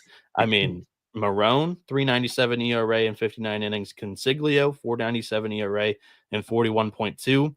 There are two dogs in the bullpen coming back from this year, both sophomores. Derek Smith, 4.55 ERA, 41 strikeouts, only 11 walks. Power cutter. And then Jacob Duden, a sophomore, 27 appearances last year, 4.50 ERA and 48 innings, 56 strikeouts, only a 2.18 batting average against. This is the strength of NC State. They're going to steal some games low scoring, whereas last year there's a little bit more of the higher scoring variety. I don't think they're going to slug like they did last year. It'll be more finesse, Johnny, on the offensive side of the ball. Yeah, I mean, NC State was a team I really liked in the second half of last year, and why they were so good, why they were able to go into Georgia as the underdog and win and, really make some waves in the College World Series was because they were an older team. And every year it feels like we get that team that's good throughout the year. Like, yeah, hey, listen, they are something of a long shot, but it wouldn't be a surprise because they're an older team. We seem to get at least one of those every year. I feel like Notre Dame was in 2022, so you're due for one or two every single season. And if you are able to pay attention, then you'll find one. But what happens with an older team? Most of the time they lose a lot of their key production the following year. And that's exactly what happened. You lose Alec Makarevich. You lose Jacob Kozart. You lose Brandon Buttersworth. You lose Garrett Pennington. You lose Eli Serrano. That's a lot of firepower in your offense. So now you're pretty much having to start over from scratch in the transfer portal, going to get guys that are JUCO or D2 or maybe didn't play at a better program like a Matt Ossenfort. There is a little bit of juice in this lineup.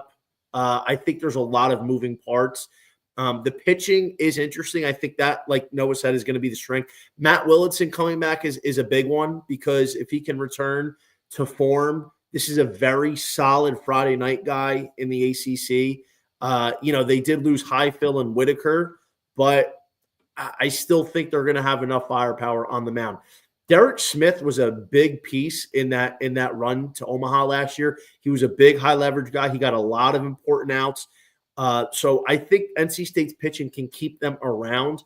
But the hitting, to me, considering what a toss-up it is at the moment with a lot of unproven guys, a team that was able to have a lot of power with a lot of average, I don't know if I see it this year. And to tell you the truth, the big part about NC State of why I would probably look to avoid them, at least in the first half of the year, their schedule is not that easy. Johnny. Yeah, the schedule's not that easy. I mean, they have Virginia Tech and Pitt to start.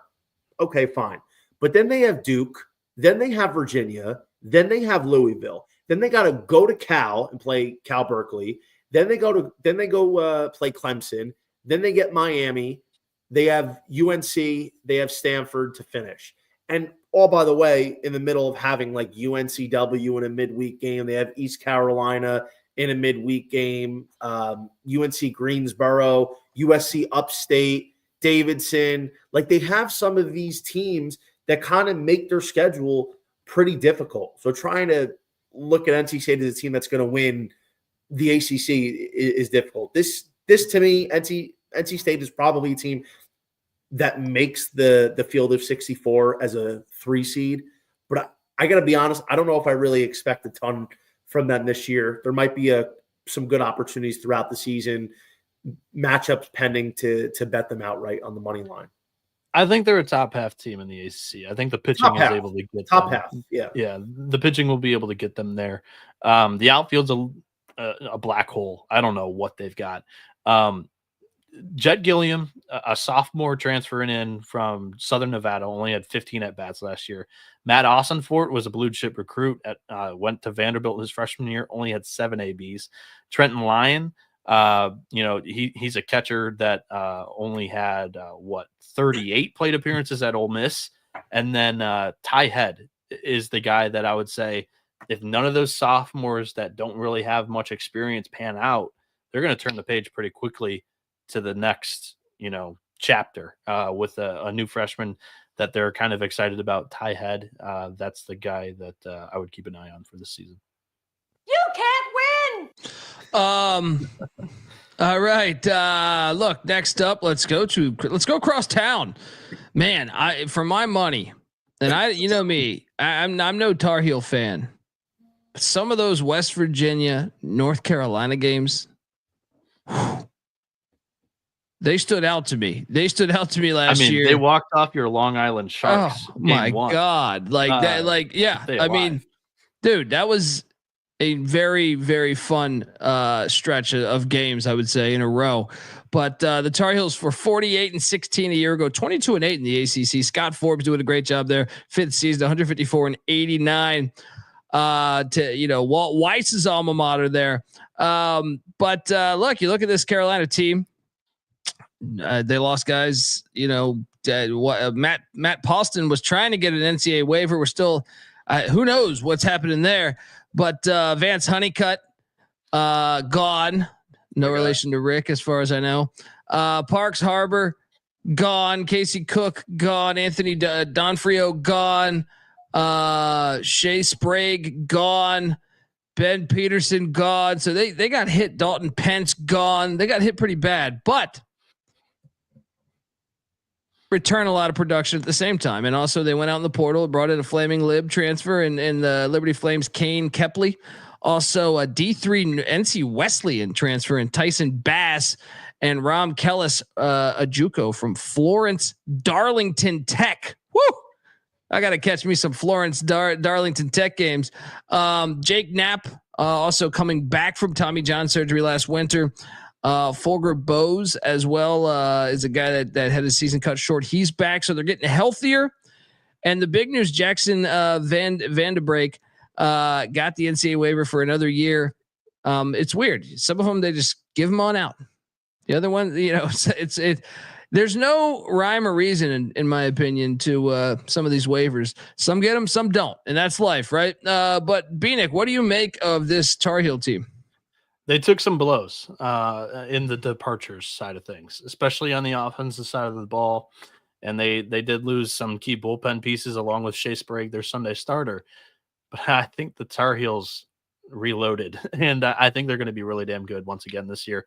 Last year, they defied my preseason prognostications. I didn't believe in the pitching, especially with the preseason expected to be Friday night starter Jake Knapp going down and needing Tommy John.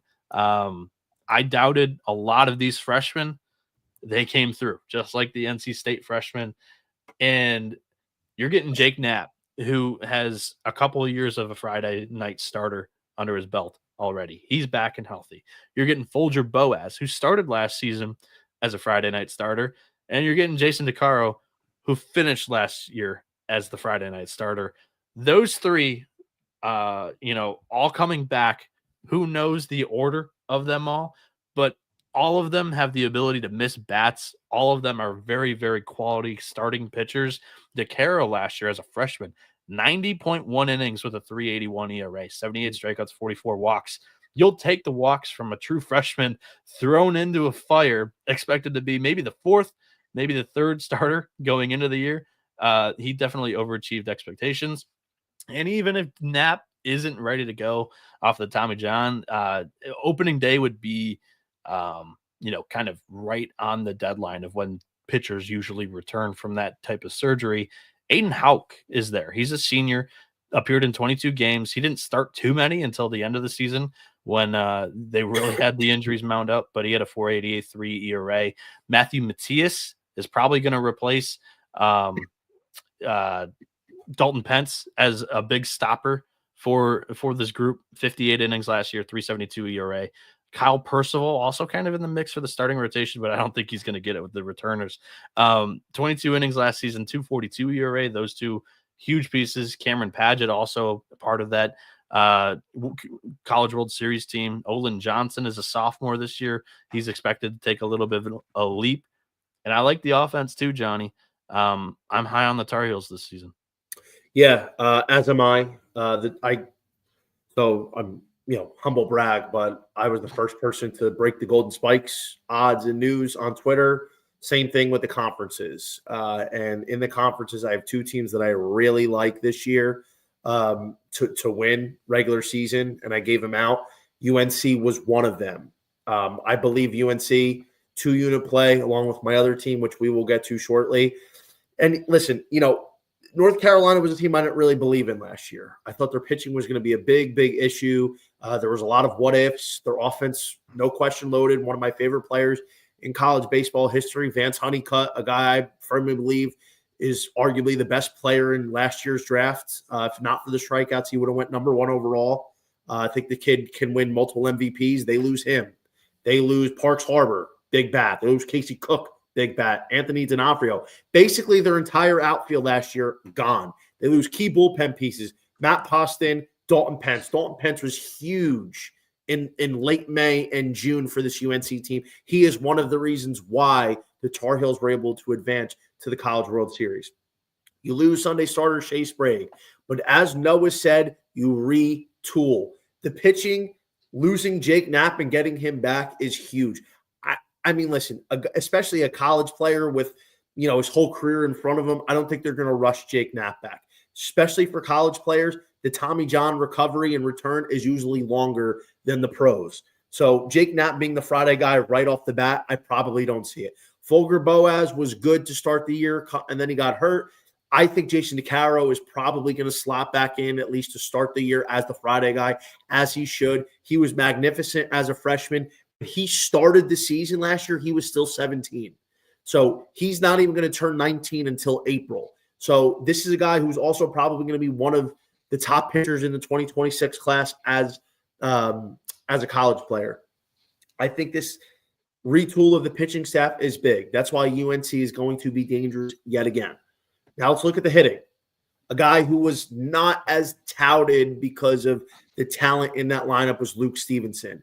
This is a guy who's going to be one of the first catchers off the board this year. This is a guy who's going to be a first rounder most likely. He had a pretty good year last year as as a sophomore? Yes.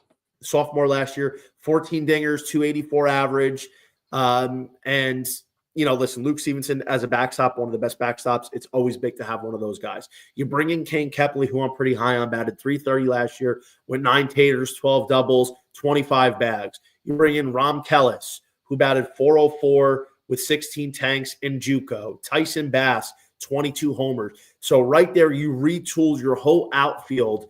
And listen, head coach Scott Forbes is one of those guys that can absorb a bunch of new players, plug and play, because he is a fantastic head coach in the sport of college baseball. So he retools his whole outfield. They look good. Gavin Gallagher, stud. Alex Madera, going to resume over to shortstop this year. He's not a guy that splashes in the box score, but he is a very good baseball player, and he came up clutch last year in tournament time for UNC. So I'm really big on what UNC has this year, and you get Hunter Stokely back, redshirt senior. I think this Tar Heel team is going to be very interesting. I don't think they're going to win it all. I'm not going to doubt them and say they can't, but they're not a team I would take for the College World Series. They're a team I'm taking for the ACC, and as keep it routine for everybody else I've been doing, they have a very interesting schedule to open up. And I'm talking about at the season. They have to play Texas Tech, who Texas Tech isn't the powerhouse they were, but they're still a Big 12 team that's got some talent, even though they lost some transfers. They still have a good head coach, Tim Tadlock, over with the Red Raiders. They open up a 3-game series with them. They have Kansas State in a midweek. Then they go play East Carolina for a 3-game series. They have Stony Brook. Stony Brook's always got those random New York kids. I mean, you saw them make some waves out of LSU last year. A midweek Coastal game, a midweek Charleston game. Then they open up in conference with Stanford, Louisville, Boston College, South Carolina midweek, Miami, Duke, Elon midweek, Wake Forest, Virginia Tech, Pitt, NC State, Florida State to close. So their schedule's not super difficult, but it's got in conference play, it's difficult in spurts. But I will say they're going to get tested right out of the gate. They're not going to have any gimmies to start their year in like most of these teams. So they're going to get a good litmus test, and I'm very curious to see how they respond. But I have a lot of belief this year in UNC. I think they're also going to see a lot of bases. They're going to be a team that's very well-rounded. Look out, because they're going to be one of the classes of the ACC. One last impact bat real quick. Sam Angelo transfers in from JUCO, 436 batting average, 1,400 OPS. He doesn't really have a defensive position right now because UNC's doing all right on the defensive side of the ball, but that's going to be an impact bat for sure. All right, let's talk about the Fighting Irish of Notre Dame. Yes, they are in the ACC in all things but football. The Irish were 27-25 a year ago, 9-21 in the ACC for Sean Stifler. He's 57-49 in 3 seasons. A couple of years ago they had that very fun season. But yes, the Irish, I think times have gotten much worse for the Irish when it comes to baseball. They lost some of their best players. David Glancy is gone. Simon Baumgart gone, TJ Williams, Matt Bedford, Nate Hardman, and so on. They went out in the portal. Once again, they're kind of restricted by what they can do in the portal, but they brought in a Toledo transfer and Jack Walker that they're excited about. And really that was kind of it as far as portal. They brought in a freshman, Noah Coy, that they're excited about, but I mean, they get healthier, but that should be noted. Carson Tenney, the catcher, is back. His ACL cut short with the torn ACL there. Season cut short a year ago. Also, Jackson Denise is back from elbow injury. I mean, I don't know what to really make of this team besides, I think this is a fade, right, Bieniek? Yeah, I mean, it's not really a secret, I guess. I'm going to have them picked last in this conference here. The interesting part about this team, I guess, is the arms.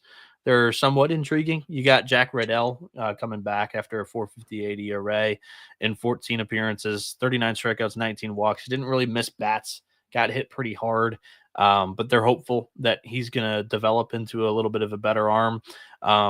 Jackson Denny's, like you mentioned, coming back from injury. That's a guy that still is, from that 2022 College World Series team that I surprisingly picked to beat Tennessee in that Super Regional somehow.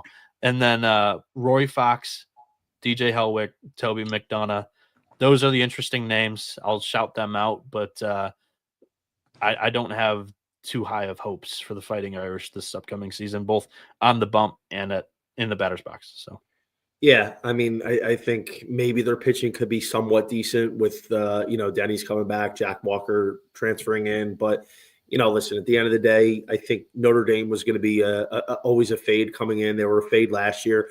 They had their moments last year with Matt Bedford. Matt Bedford, as a Friday guy, his overall counting stats weren't good, but he had a couple of those outings on Friday nights, especially when they played at South Bend, where, say, they were a big underdog, and I would bet Miami or I would bet another team against them in a money line parlay. And Notre Dame always found a way to win because Matt Bedford would throw a gem.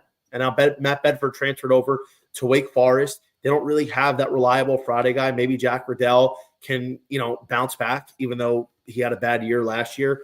But ultimately, I don't think Notre Dame is going anywhere. I think they're going to be a fade.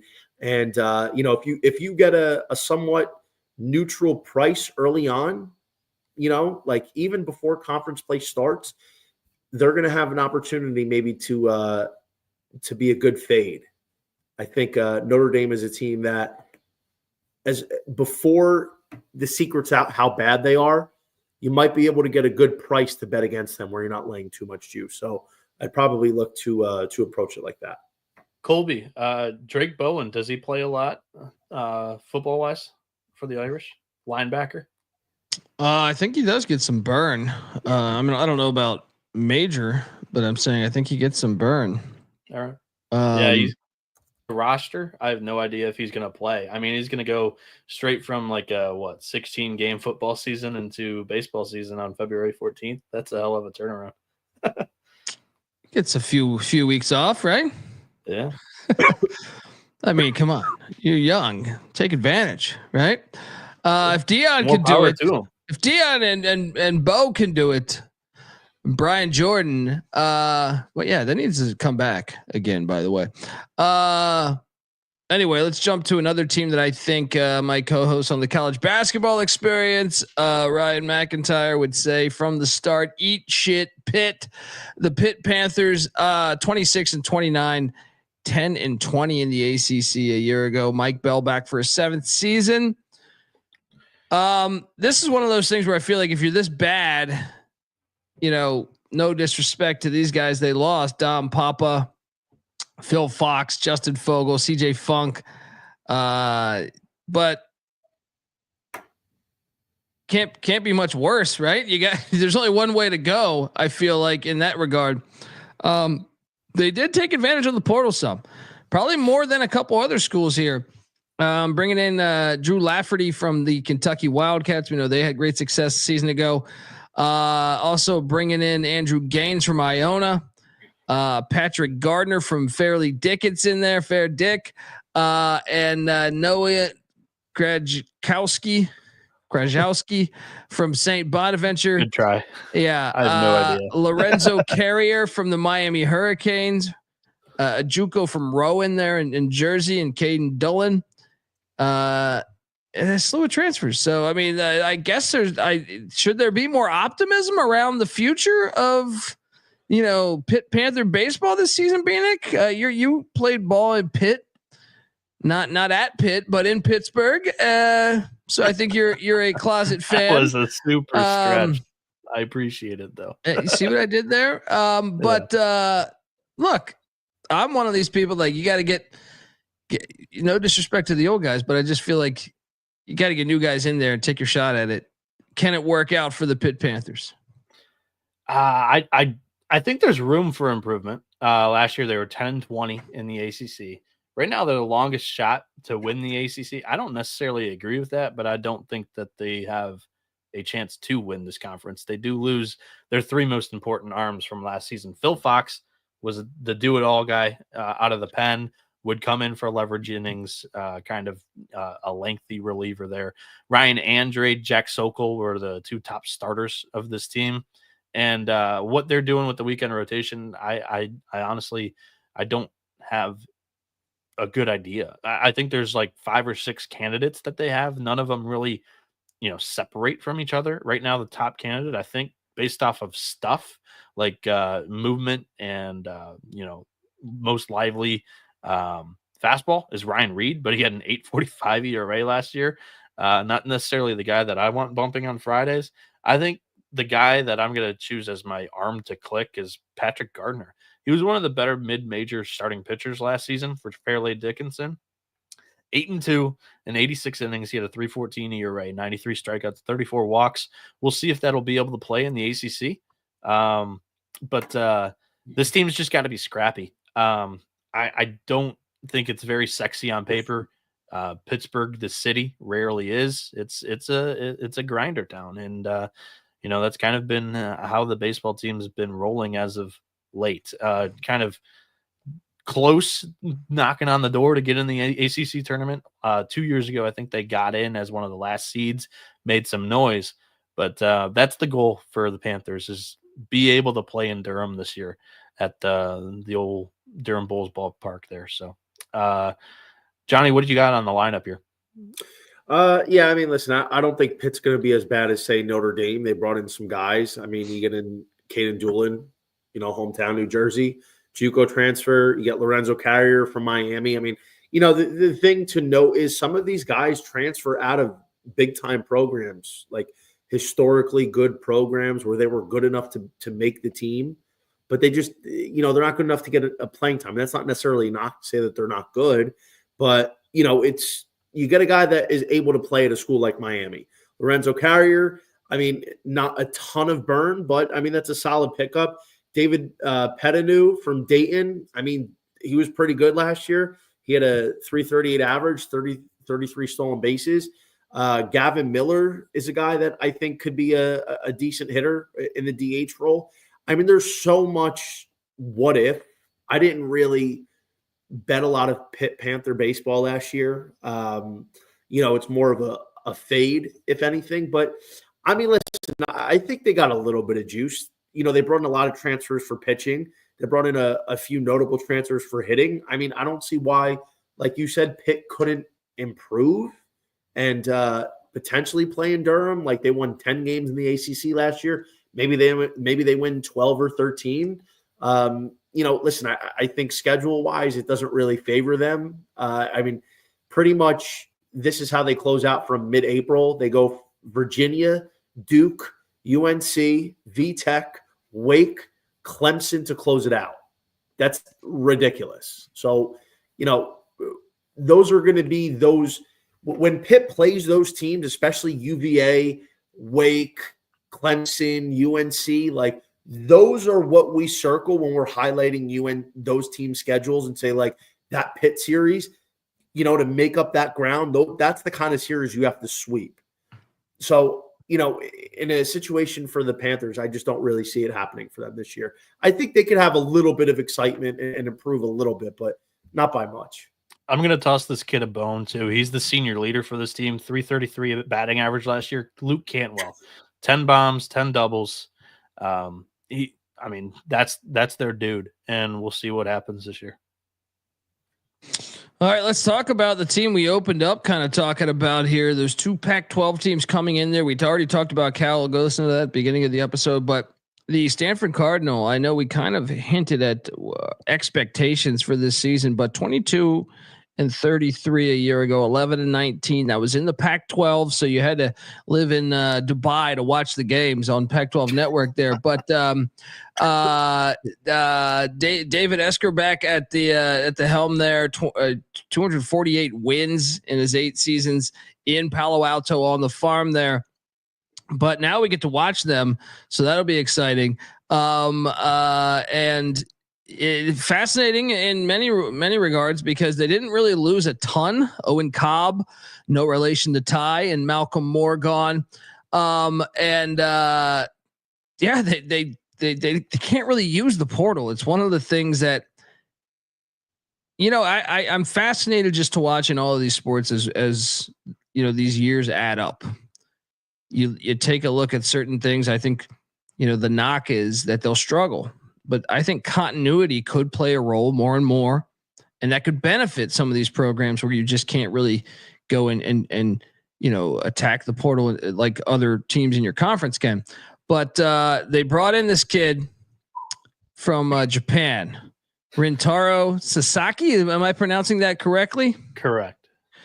This is a guy who broke Ohtani's home run record in high school. So I'm fascinated by seeing that. Also, they went to the land down under for Jimmy Natty. He's going to bring him a natty, he says. They get Ty Uber back from injury. They did bring in one transfer in Sam Garwell from Northwestern, all Big Ten freshman, who missed a season a year ago from injury. Bieniek, I know you said you're kind of high on the Cardinal. Explain why. You hit the nail on the head. Continuity. Last year, Notre Dame was my preseason darling. Not ranked in the preseason top 25. I was bullish on them. I'm bullish on the Stanford Cardinal team this year. I think, we've seen David Esker do it with this Cardinal squad, this program, 3 straight Omaha trips during this decade. I think he goes back. It's bold because the offense, took a big step back last season, but it was young. And this was a young squad playing a lot of freshmen, a lot of guys that didn't, have big roles in that 2023 squad. 2024, not great, 22-33. However, the pitching staff's got some real talent. Matt Scott, I've been a doubter his entire career, but with no expectations placed on the Stanford team, this is a guy that is going to sneak up on people on Friday nights. The stuff is unreal. It was a 6 ERA last season, but he had 103 strikeouts. Anytime you get to triple digits, you're a true threat, in my opinion. We'll see how it plays in the ACC. Christian Lim is more of a pitch to contact guy, or at least that's the scouting report. He had 86 strikeouts last season, 36 walks, 4.33 ERA. He was the most solid, most consistent starting pitcher last year. He was a freshman. Joey Volchko was maybe the nastiest of the 3, and he was a freshman, started in the bullpen for the year, finished the year as one of the starters, kind of got them a little feisty, to finish the regular season and in the Pac-12 conference tournament. Volchko then went and, tore it up on the summer tour, did the collegiate national team, and then went into the Cape and dealt there too. So I'm kind of throwing out last year's campaign face value stats. Ty Uber comes back from that 2023 team where he, I think he had an arm injury last year and he didn't pitch, but this was a starting pitcher for that 2023 team to start the year. It was not like the greatest thing in the world, but this is a kid that's got good stuff as well.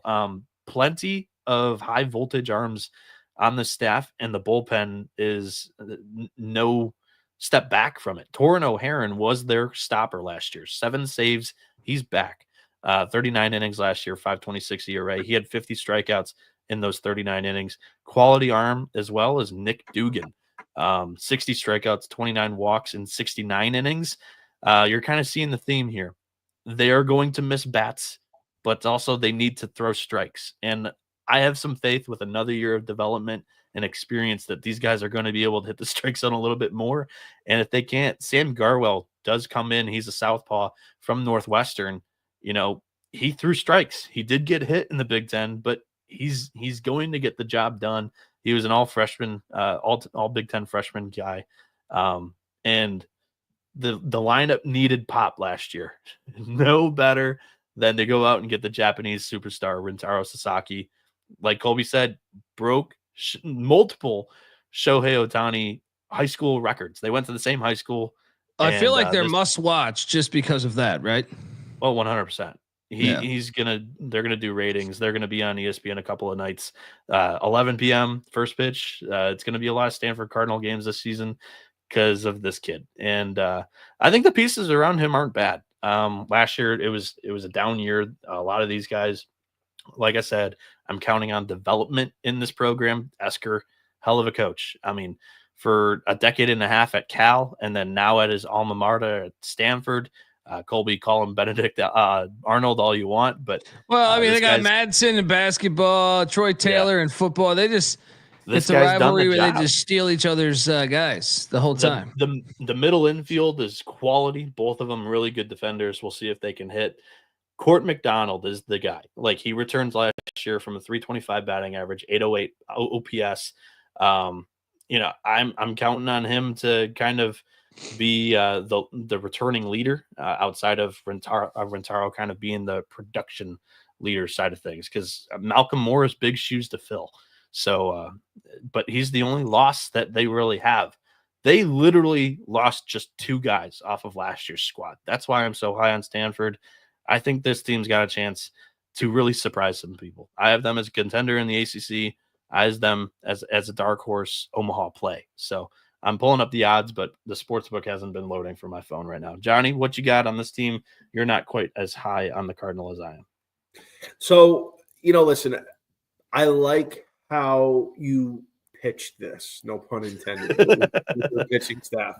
Their pitching staff is a lot of helium, guys. Hit or miss, though. Big time stuff, but it could go awry quickly. Matt Scott, I've seen a couple preseason drafts where they have him as a first rounder. And quite frankly, I didn't understand it. I don't know if they've seen him pitch. Well, so this is the thing. A guy like Matt Scott, for instance, and I've watched Matt Scott for the last couple of years. Scott is a guy, Noah hit the nail on the head. He's got a lot of juice because of the stuff he has.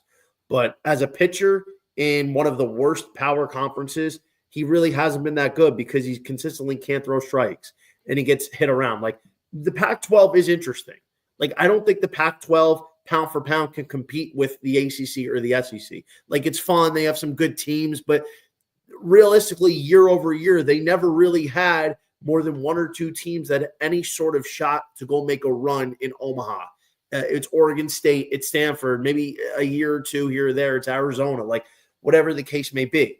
If this was Stanford in the Pac-12 this year, I think they're a dark horse to win it. I think because they're going to play the ACC. And by the way, I personally think the ACC is going to take a step back this year compared to last year, even with the additions of Stanford and Cal. I think the pitching could be good. I really do. If like the pitching clicks, like, okay, like, now Stanford's going to be a problem. Christian Lim, very solid, underrated. Joey Volchiko, this is a guy who's got a lot of juice. If he takes a step forward this year from last year, maybe he might be somebody that's going to be considered one of the better Sunday starters in college baseball this year. Rintaro Sasaki, here's my problem with it. This guy hasn't played American baseball. He was a dog. He played in the draft league. Hold on. He was an all-time dog in Japan. That doesn't always translate. I personally think Sasaki is going to be very good, but let's say very good as a first year in American baseball as a freshman in college. Let's say he hits 25 homers and bats 350. That's a very good year. But are we sure the other guys are going to be able to pick up the slack? I mean, Jimmy Natty, the Australian, batted 308 last year. He's got some pop. Like, where are these other guys going to come from? Are they going to be stealing a ton of bases? Are they going to be hitting 315 as a team? They're going against Jamie Arnold. They're Aiden Kanak. They're going against some of the Duke guys. They're going against UVA's much improved pitching staff. Jason DeCaro, like, there's a lot of good pitchers in the ACC that they're not used to facing in the Pac-12, and I just don't know if they have the team. Like, if Stanford returned to their former glory on a team that on paper offensively doesn't look that good outside of maybe Sasaki and Jimmy Natty and maybe Timo Becerra, would I be surprised? No, but I don't think it's going to happen. I'll say this, though, Noah. There is going to be some early looks that I'm taking on Stanford this year because I think Stanford, by nature, because of their program under David Esker, is already going to have a lot of juice in the sports books. They're already going to get a lot of respect. But they open up at UNC, then they come home to play Duke, then they stay home to play Cal, then they got to go to Virginia. So right there, you're going to maybe the two best teams in the ACC. You have to travel across country to go play them. So they got UNC, Duke, Virginia, 3 of their first 4 series. Then they play Georgia Tech, which is no slouch. Then they got to go to Clemson. Then they play Wake Forest in there. Can I rebut then? Because you're making a good point with the schedule. Who on the West Coast is going to beat them in a regional? What do you mean? In a super regional? I think they get to Omaha. I think they have a legit shot. West Coast teams that are, you're not really going to have an issue with them being matched up with a Pac-12 team. They could, Arizona State, they could get sent to them. Oregon State could get sent to them because they're not in conference anymore. That would be pretty interesting. But are there more than a handful of teams that could knock off Stanford in a weekend to get to Omaha in the NCAA tournament? I'll take my chance. It's plus 800. But then they got to beat. First of all, they got to make it. That's one. 2, they got to. I think they do. Say they get a good draw in the region and they win the region. And then listen, we've been watching the game long enough. We know when it comes down to Omaha and it comes down to June, it's all about the draw. I don't care how good you are. It comes down to the draw. If you want a weak draw, you better be from the West Coast. I mean, listen, if Stanford is a good price to make the College World Series, maybe I would throw a few shekels on it. What? 8-1. Did the odds come up? Yeah, College World Series just came up. Yeah, I just looked at it on Bet Rivers. 8-1. I mean, 8-1 for Stanford. It's not as cute as last year's Florida State 11-1. Yeah, but it's a joke. I would never do that. I mean, listen, I think I'm going to pick and choose my spots with Stanford. Maybe that first weekend, depending on who throws. Maybe Jason DeCaro doesn't throw that first Friday game for UNC, right? And maybe it's Matt Scott. Maybe Matt Scott and Stanford is one of those plus 145 favorites to UNC's minus 190 price. Maybe I take a stab on Stanford there. There's going to be spots where I pick because the high variance of Stanford's pitching. But to think that they're going to be that great of a team in the ACC this year, I see them more as a middle of the pack, and I wouldn't be surprised if they're good.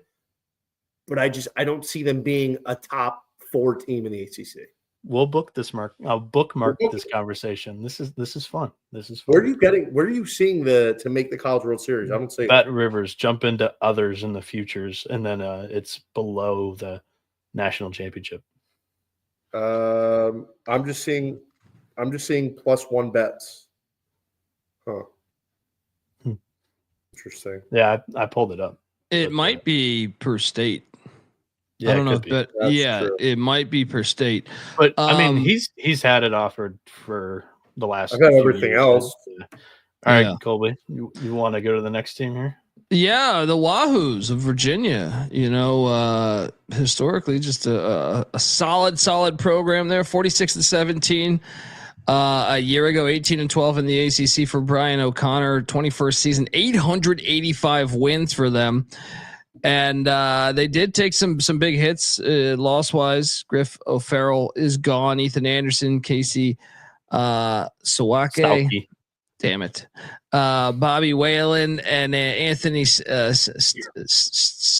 or is that Steven? Chase Hungett gone again. Joe Savino, Owen Cody. They lost some hits there, but they still have a big nucleus returning. They also brought in and this is another one that I feel like academics does matter here. They don't take in as many transfers as most schools. Chris Arroyo, though, does come in from Pasco Hernando State, a JUCO transfer, 2-way player. Trey Wells from Wayne State. It's up there by you, Bieniek, right? Yeah. And then they brought in some recruits that they like. They have some freshmen that they're really excited about. Yeah. Talk to me about these Wahoos and why they will be good yet again. Johnny, you lead us off because if we both go really in depth on this team, this might take 20 minutes. Go ahead. Yeah. All right. The other team, when I talked about UNC, it's UVA.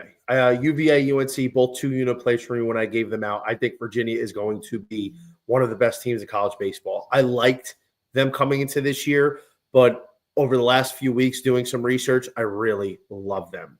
Brian O'Connor said this might be the best pitching staff he's had in years. We know about the lineup. The lineup is going to be top 5, probably top 3 best in the country. They might not have a hitter below 300. They might have 3 or 4 guys with 20-plus home runs. One of my favorite Golden Spikes candidates this year, Henry Ford, draft-eligible sophomore, could find his way inside the top 15. You got Jacob Ferencz, one of the better hitting catchers. You have Harrison Didewick, a star outfielder.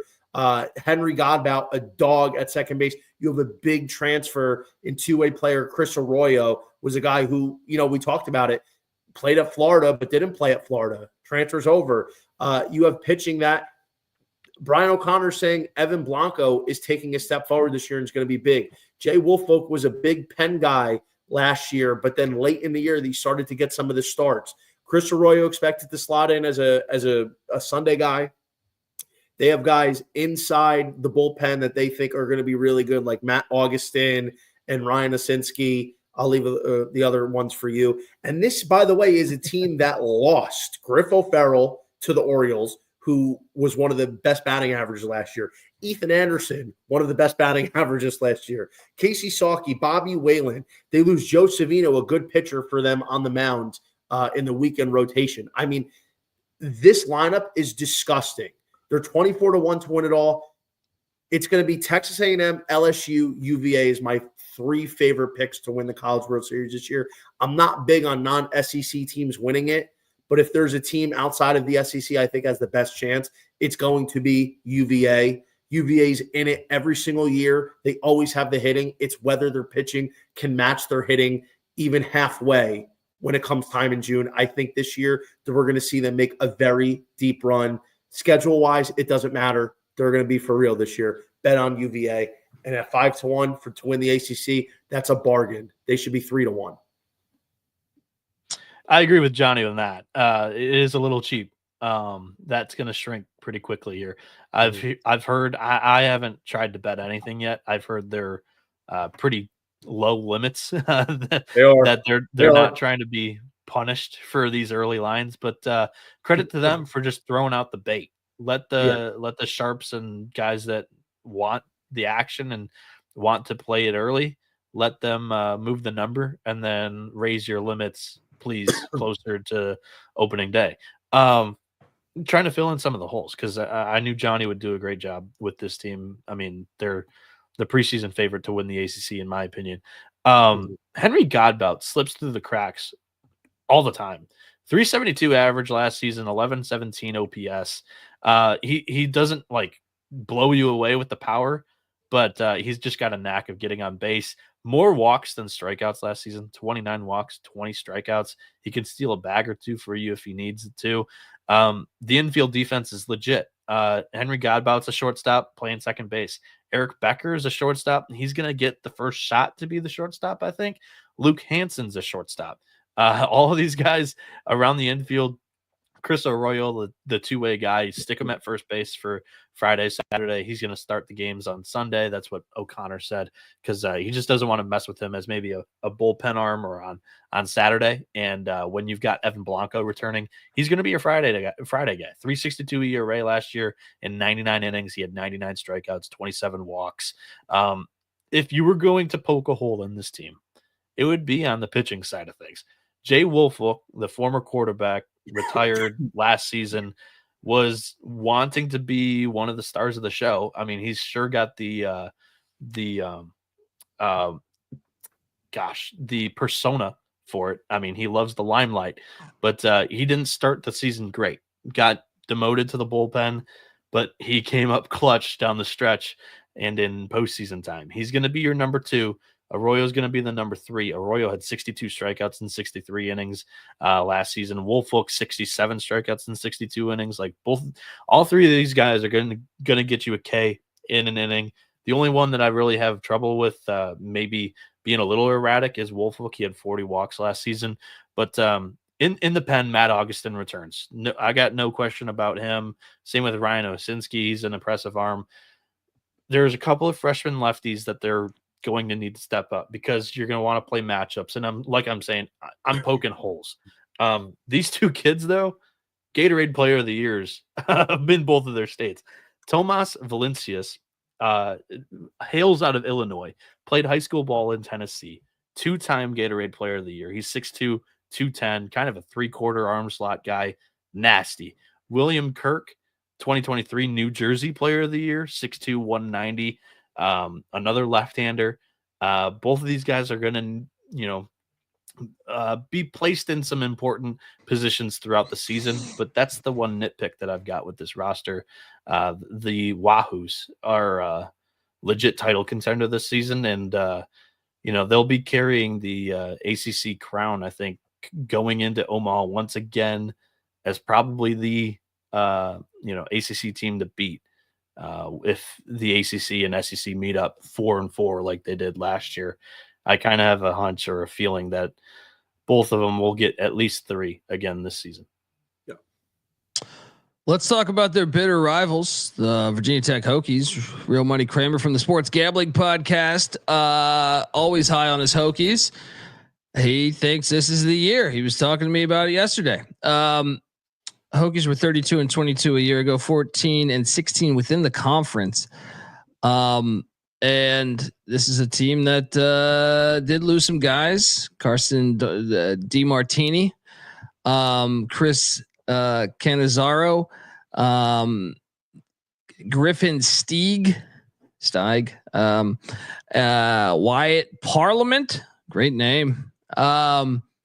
Some of they took some hits, but at the same time, once again, they went out in the portal. I feel like I'm a broken record with this, but they were able to go to some big schools and some obscure schools at the same time, and they're getting healthier. I think that's another thing. Clay Grady, Garrett Michelle, and Henry Cook, all back from injury. They get Jared Davis in from Florida Southwest State there.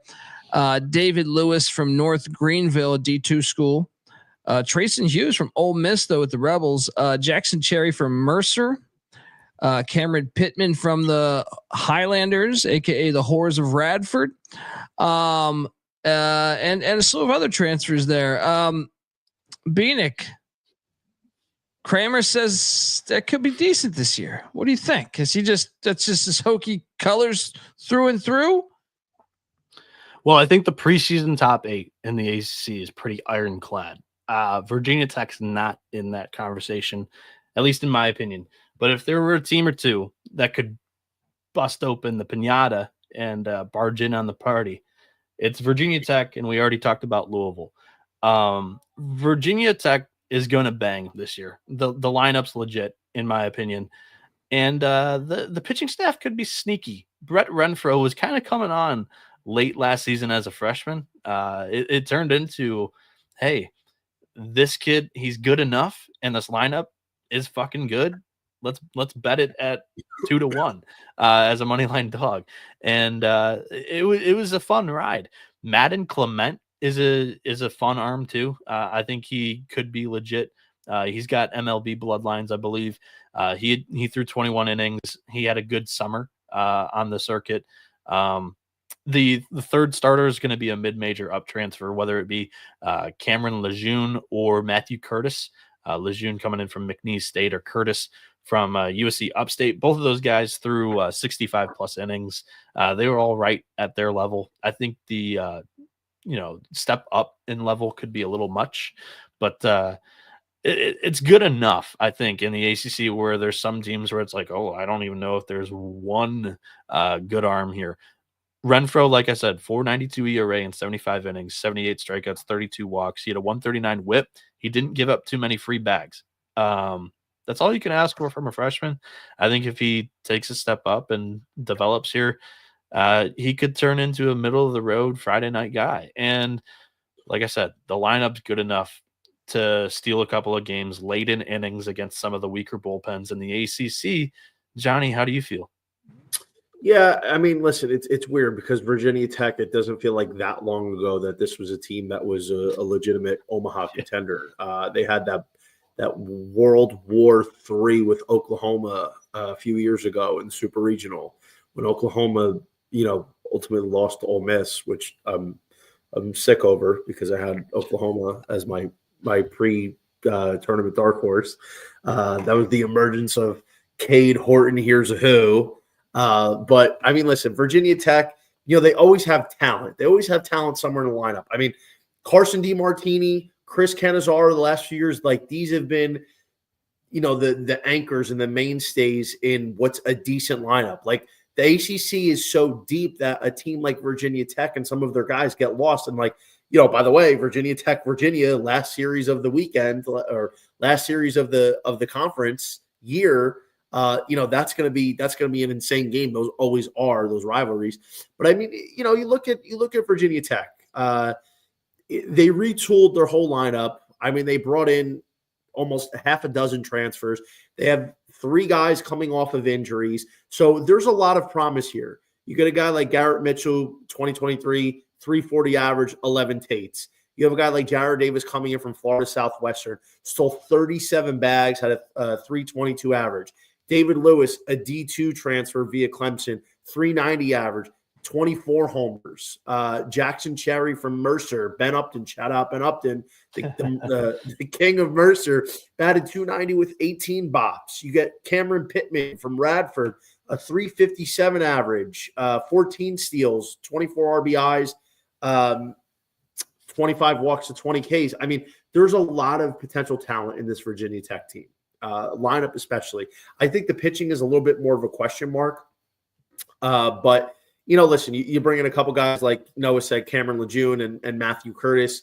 I think the numbers last year of Virginia Tech's pitchers probably didn't look as good as they could be. I mean, you look at Brett Renfro, the projected ace, the Friday guy, a 4.92 ERA compared to a 3.64 Sierra, which implies he was better than his numbers show.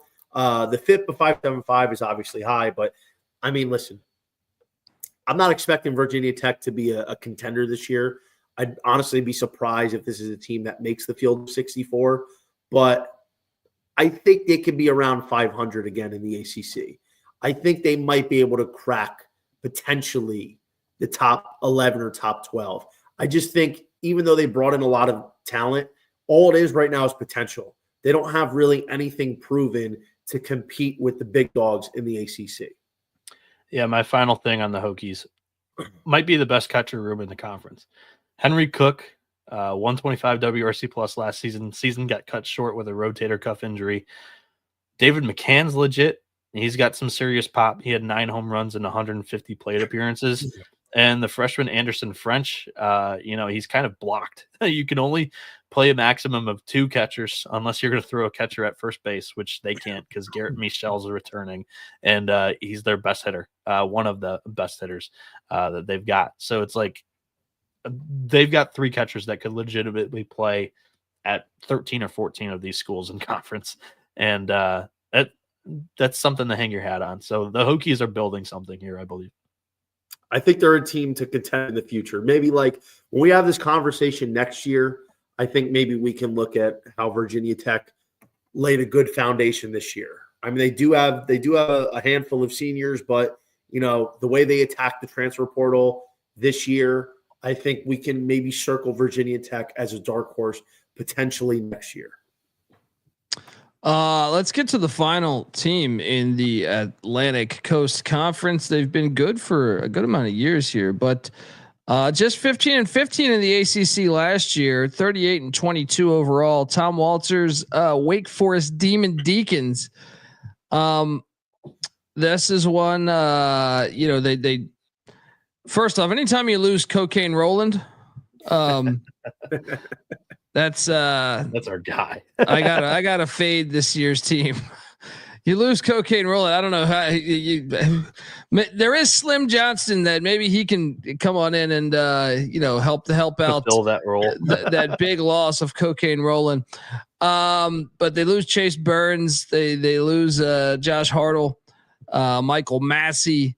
Nick Kurtz was a big loss. Seaver King, Adam Tellier, Cameron Gill.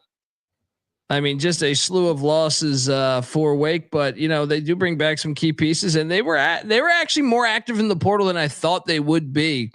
Bringing in Jimmy Keenan from St. John's at the catcher spot, Cade Lewis, the first baseman from Butler, coming in. Also, a big freshman, Dalton Wentz, that they're excited about. Hopefully, he's not like Carson getting injured every 2 weeks.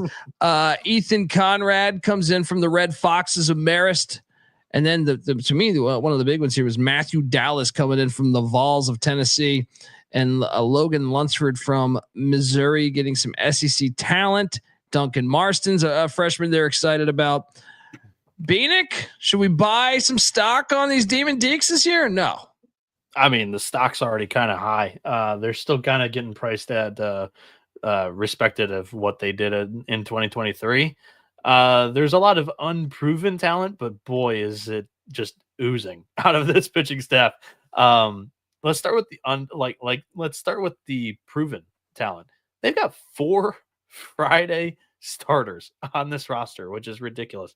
You've got Matthew Dallas is probably going to be this year's Friday starter. I'm counting him, but Logan Lunsford was Missouri's Friday starter last year in the SEC. And then also in the transfer portal, they landed Griffin Green, Virginia Tech's ACC Friday night starter, and Matt Bedford, Notre Dame's ACC Friday night starter. Those two aren't even predicted to be like big contributors in the bullpen. Like they're so far down like the list of like contributors or the guys that Walter's going to turn to here.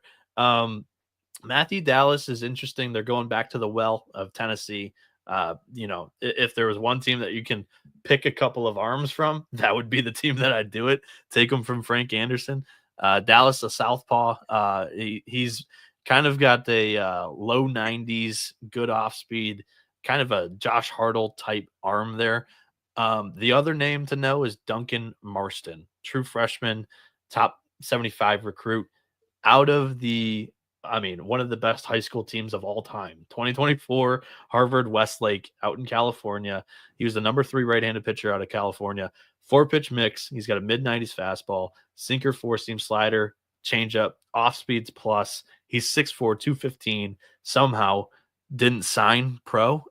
Blake Morningstar last year, not his year. 7.45 ERA in 29 innings. But in those 29 innings, he had 38 strikeouts, didn't really struggle throwing strikes. He just got hit hard. He's going to be in the weekend rotation, I think. And then you return bullpen mainstays, Will Ray, a submariner. A shout out to my funky slot guys. Josh Gunther, a stocky. He was last year he was a freshman, stocky right-hander.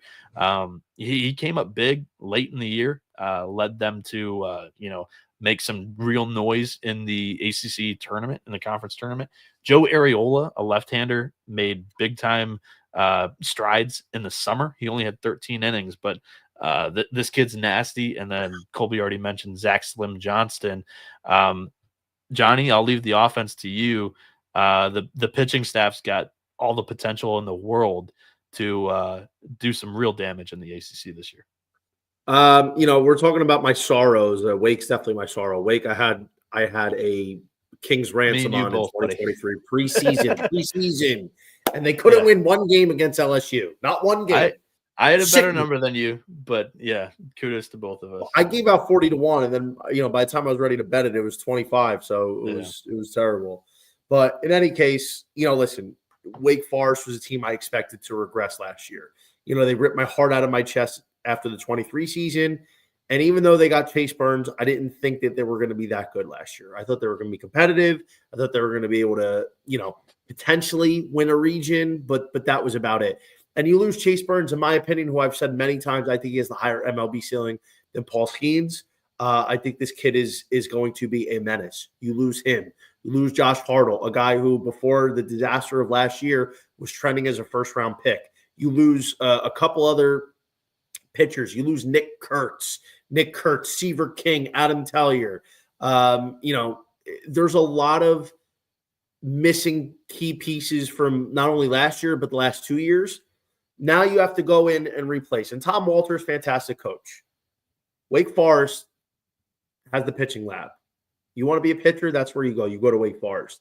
But starting with the hitting, they go to Jimmy Keenan. My alma mater, St. John's, had a great year last year, showed out in the tournament. You get Cade Lewis from Butler, who had a great year as well. Merrick Houston's coming back. He's not a guy that's as well known. Like, he's not a big name to people that don't follow the sport. But inside college baseball circles, if you've watched enough, you've heard Merrick Houston's name the last couple of years. I think he's a good shortstop. I don't know if I buy as much hype as everybody else, thinking he's like a future superstar. I think he's a solid shortstop. Jack Winay is a good hitter. Ethan Conrad's a huge transfer from Marist that they're counting on. And they have potential with Ryan Priziano, Cameron Nelson. So I think this lineup in the bandbox that is Wake Forest, it's going to be good. I think the pitching is a lot of question marks. Duncan Marston is a guy for, if he lives up to the hype, they're going to be, much better than we think. Matthew Dallas, Tennessee guy. Those Tennessee guys transferring usually pretty good. Dallas didn't get a whole ton of work at Tennessee last year, but listen, they have a lot of depth. Logan Lunsford, who, on occasionally Friday nights at Mizzou last year, he was able to, really give some teams some hard times, like Florida. There was a ton of curveballs. Matt Bedford, you don't know if Bedford's going to end up coming out with this year at some point. I think for me, Wake Forest is probably, right outside the edge of a top 5 team. I think they're probably around 6th. I think they're going to have some juice this year. I just think, considering what they lost last year, especially in the pitching, I don't know how they're going to make up for it. But let me tell you something. There's a guy I want you to keep your eye on for next year. They're getting a guy from my high school, Marcelo Harsh. Here we go. Big time arm. He's going to be a stud for Wake Forest next year. And truth be told, when you look at Wake's schedule this year, it's not exactly a gimme. They do play my alma mater the second week of the season. Wake Forest, I think, is going to be solid, but I don't think they're going to be anything I'm going to be betting them to win the ACC. Yeah, I'll just add emphasis on 2 new additions that'll help out this offense big time. I think you touched on them already, but like Ethan Conrad from Marist, some people are going to look at it and say, how is he going to go from the MAAC into the ACC? Typically in baseball, just the tools transfer, and it clicks right away. And he was already producing in the Cape Cod League. This kid's going to produce right away, in my opinion. It's a swift left-handed swing. He's kind of, tight, close to his body, but it produces great line drives. 9 home runs last year, 18 doubles. Those 18 doubles, man, it's going to translate into double-digit home runs because of the short porch, like Johnny already mentioned. And then Cade Lewis, he was a bopper at Butler. Welcome to warmer weather, buddy. 10 home runs, 12 doubles last season. This is a guy that didn't really strike out much in the Big East, batted .377 with a 1054 OPS. I think this guy might turn into a dude too. Jack Winay is kind of the key that makes all of this work, because he's either going to play first, third, corner, outfield, wherever they choose to play him allows them to play an extra bopper, either Cameron Nelson, Ryan Presano, Matt Conti, any of those 3 that get onto the field. If they can get another bopper in there, is more the better for the Demon Deacons. All right. That concludes all of the ACC. Remember, there is no SMU baseball. So now Syracuse either. Yeah, Syracuse too. Should have remembered that one. So projections, rankings. Can we get out of here with rankings? Yep. I feel you like want to just rip them 16-1. Yeah. I have mine prepped if you guys need time. Fire. I got mine prepped too. On the spreadsheet, you guys can type them in too if you want. Johnny, you ready to go? I'm ready. You want me to rip? Yeah, go ahead. Just rip them 16-1. I'm going to go Notre Dame 16, Pitt 15, Boston College 14, Cal 13, Miami 12, Virginia Tech 11, Louisville 10, Stanford 9, Georgia Tech 8, NC State 7, Wake 6, Duke 5, Florida State 4, Clemson 3, UNC 2, and UVA number 1. Already. I've got Notre Dame 16th, Cal 15th, Pitt 14th, Boston College 13th, Miami 12th, Georgia Tech 11th, Virginia Tech 10th, Louisville 9th, NC State 8th, Duke 7th, Clemson 6th, Wake Forest 5th. Stanford is my sleeper this year in the ACC. Florida State 3rd, North Carolina 2nd, and I have Virginia, the Cavaliers, winning the ACC regular season this year. There we go. I'm going back to the well.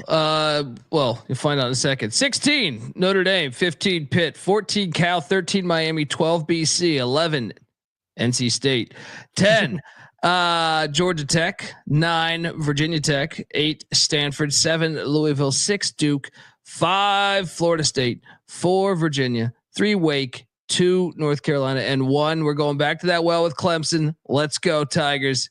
They're going to come out of nowhere here. Wow. Not many people have the Tigers as the pick, so I like you going back to the well there. Hello.